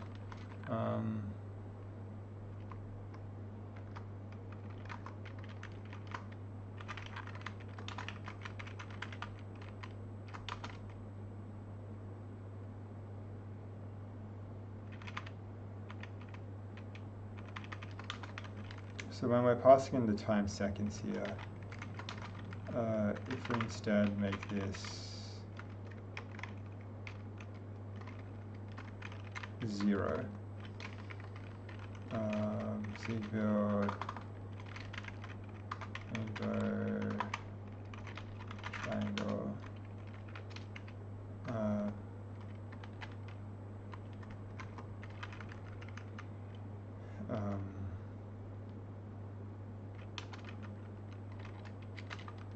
nothing is equal to times seconds 32. Yeah, if we then do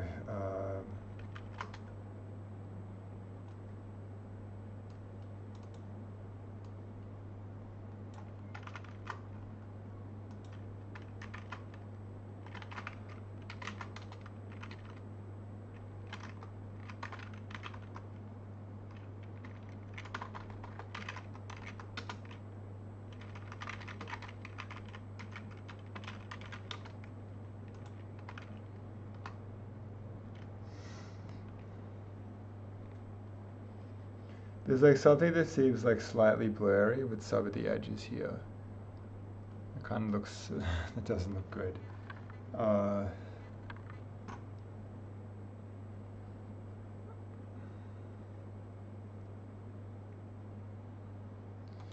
think this is due to some like weird like scaling pixel thing, but in either case.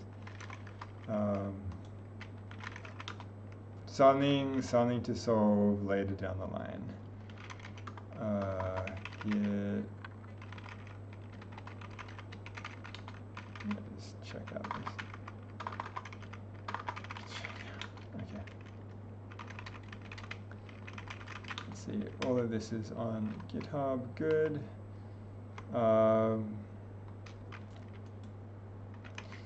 Yeah, thanks everyone who stopped by. And yeah, a lot of so much stuff, but yeah, with each hour we put into it, the closer we get to cleanly porting this in such a way that the code is simple to understand for anyone who knows OpenGL. And we don't need to learn these specific WebGL isms. But yeah, take care and see you later.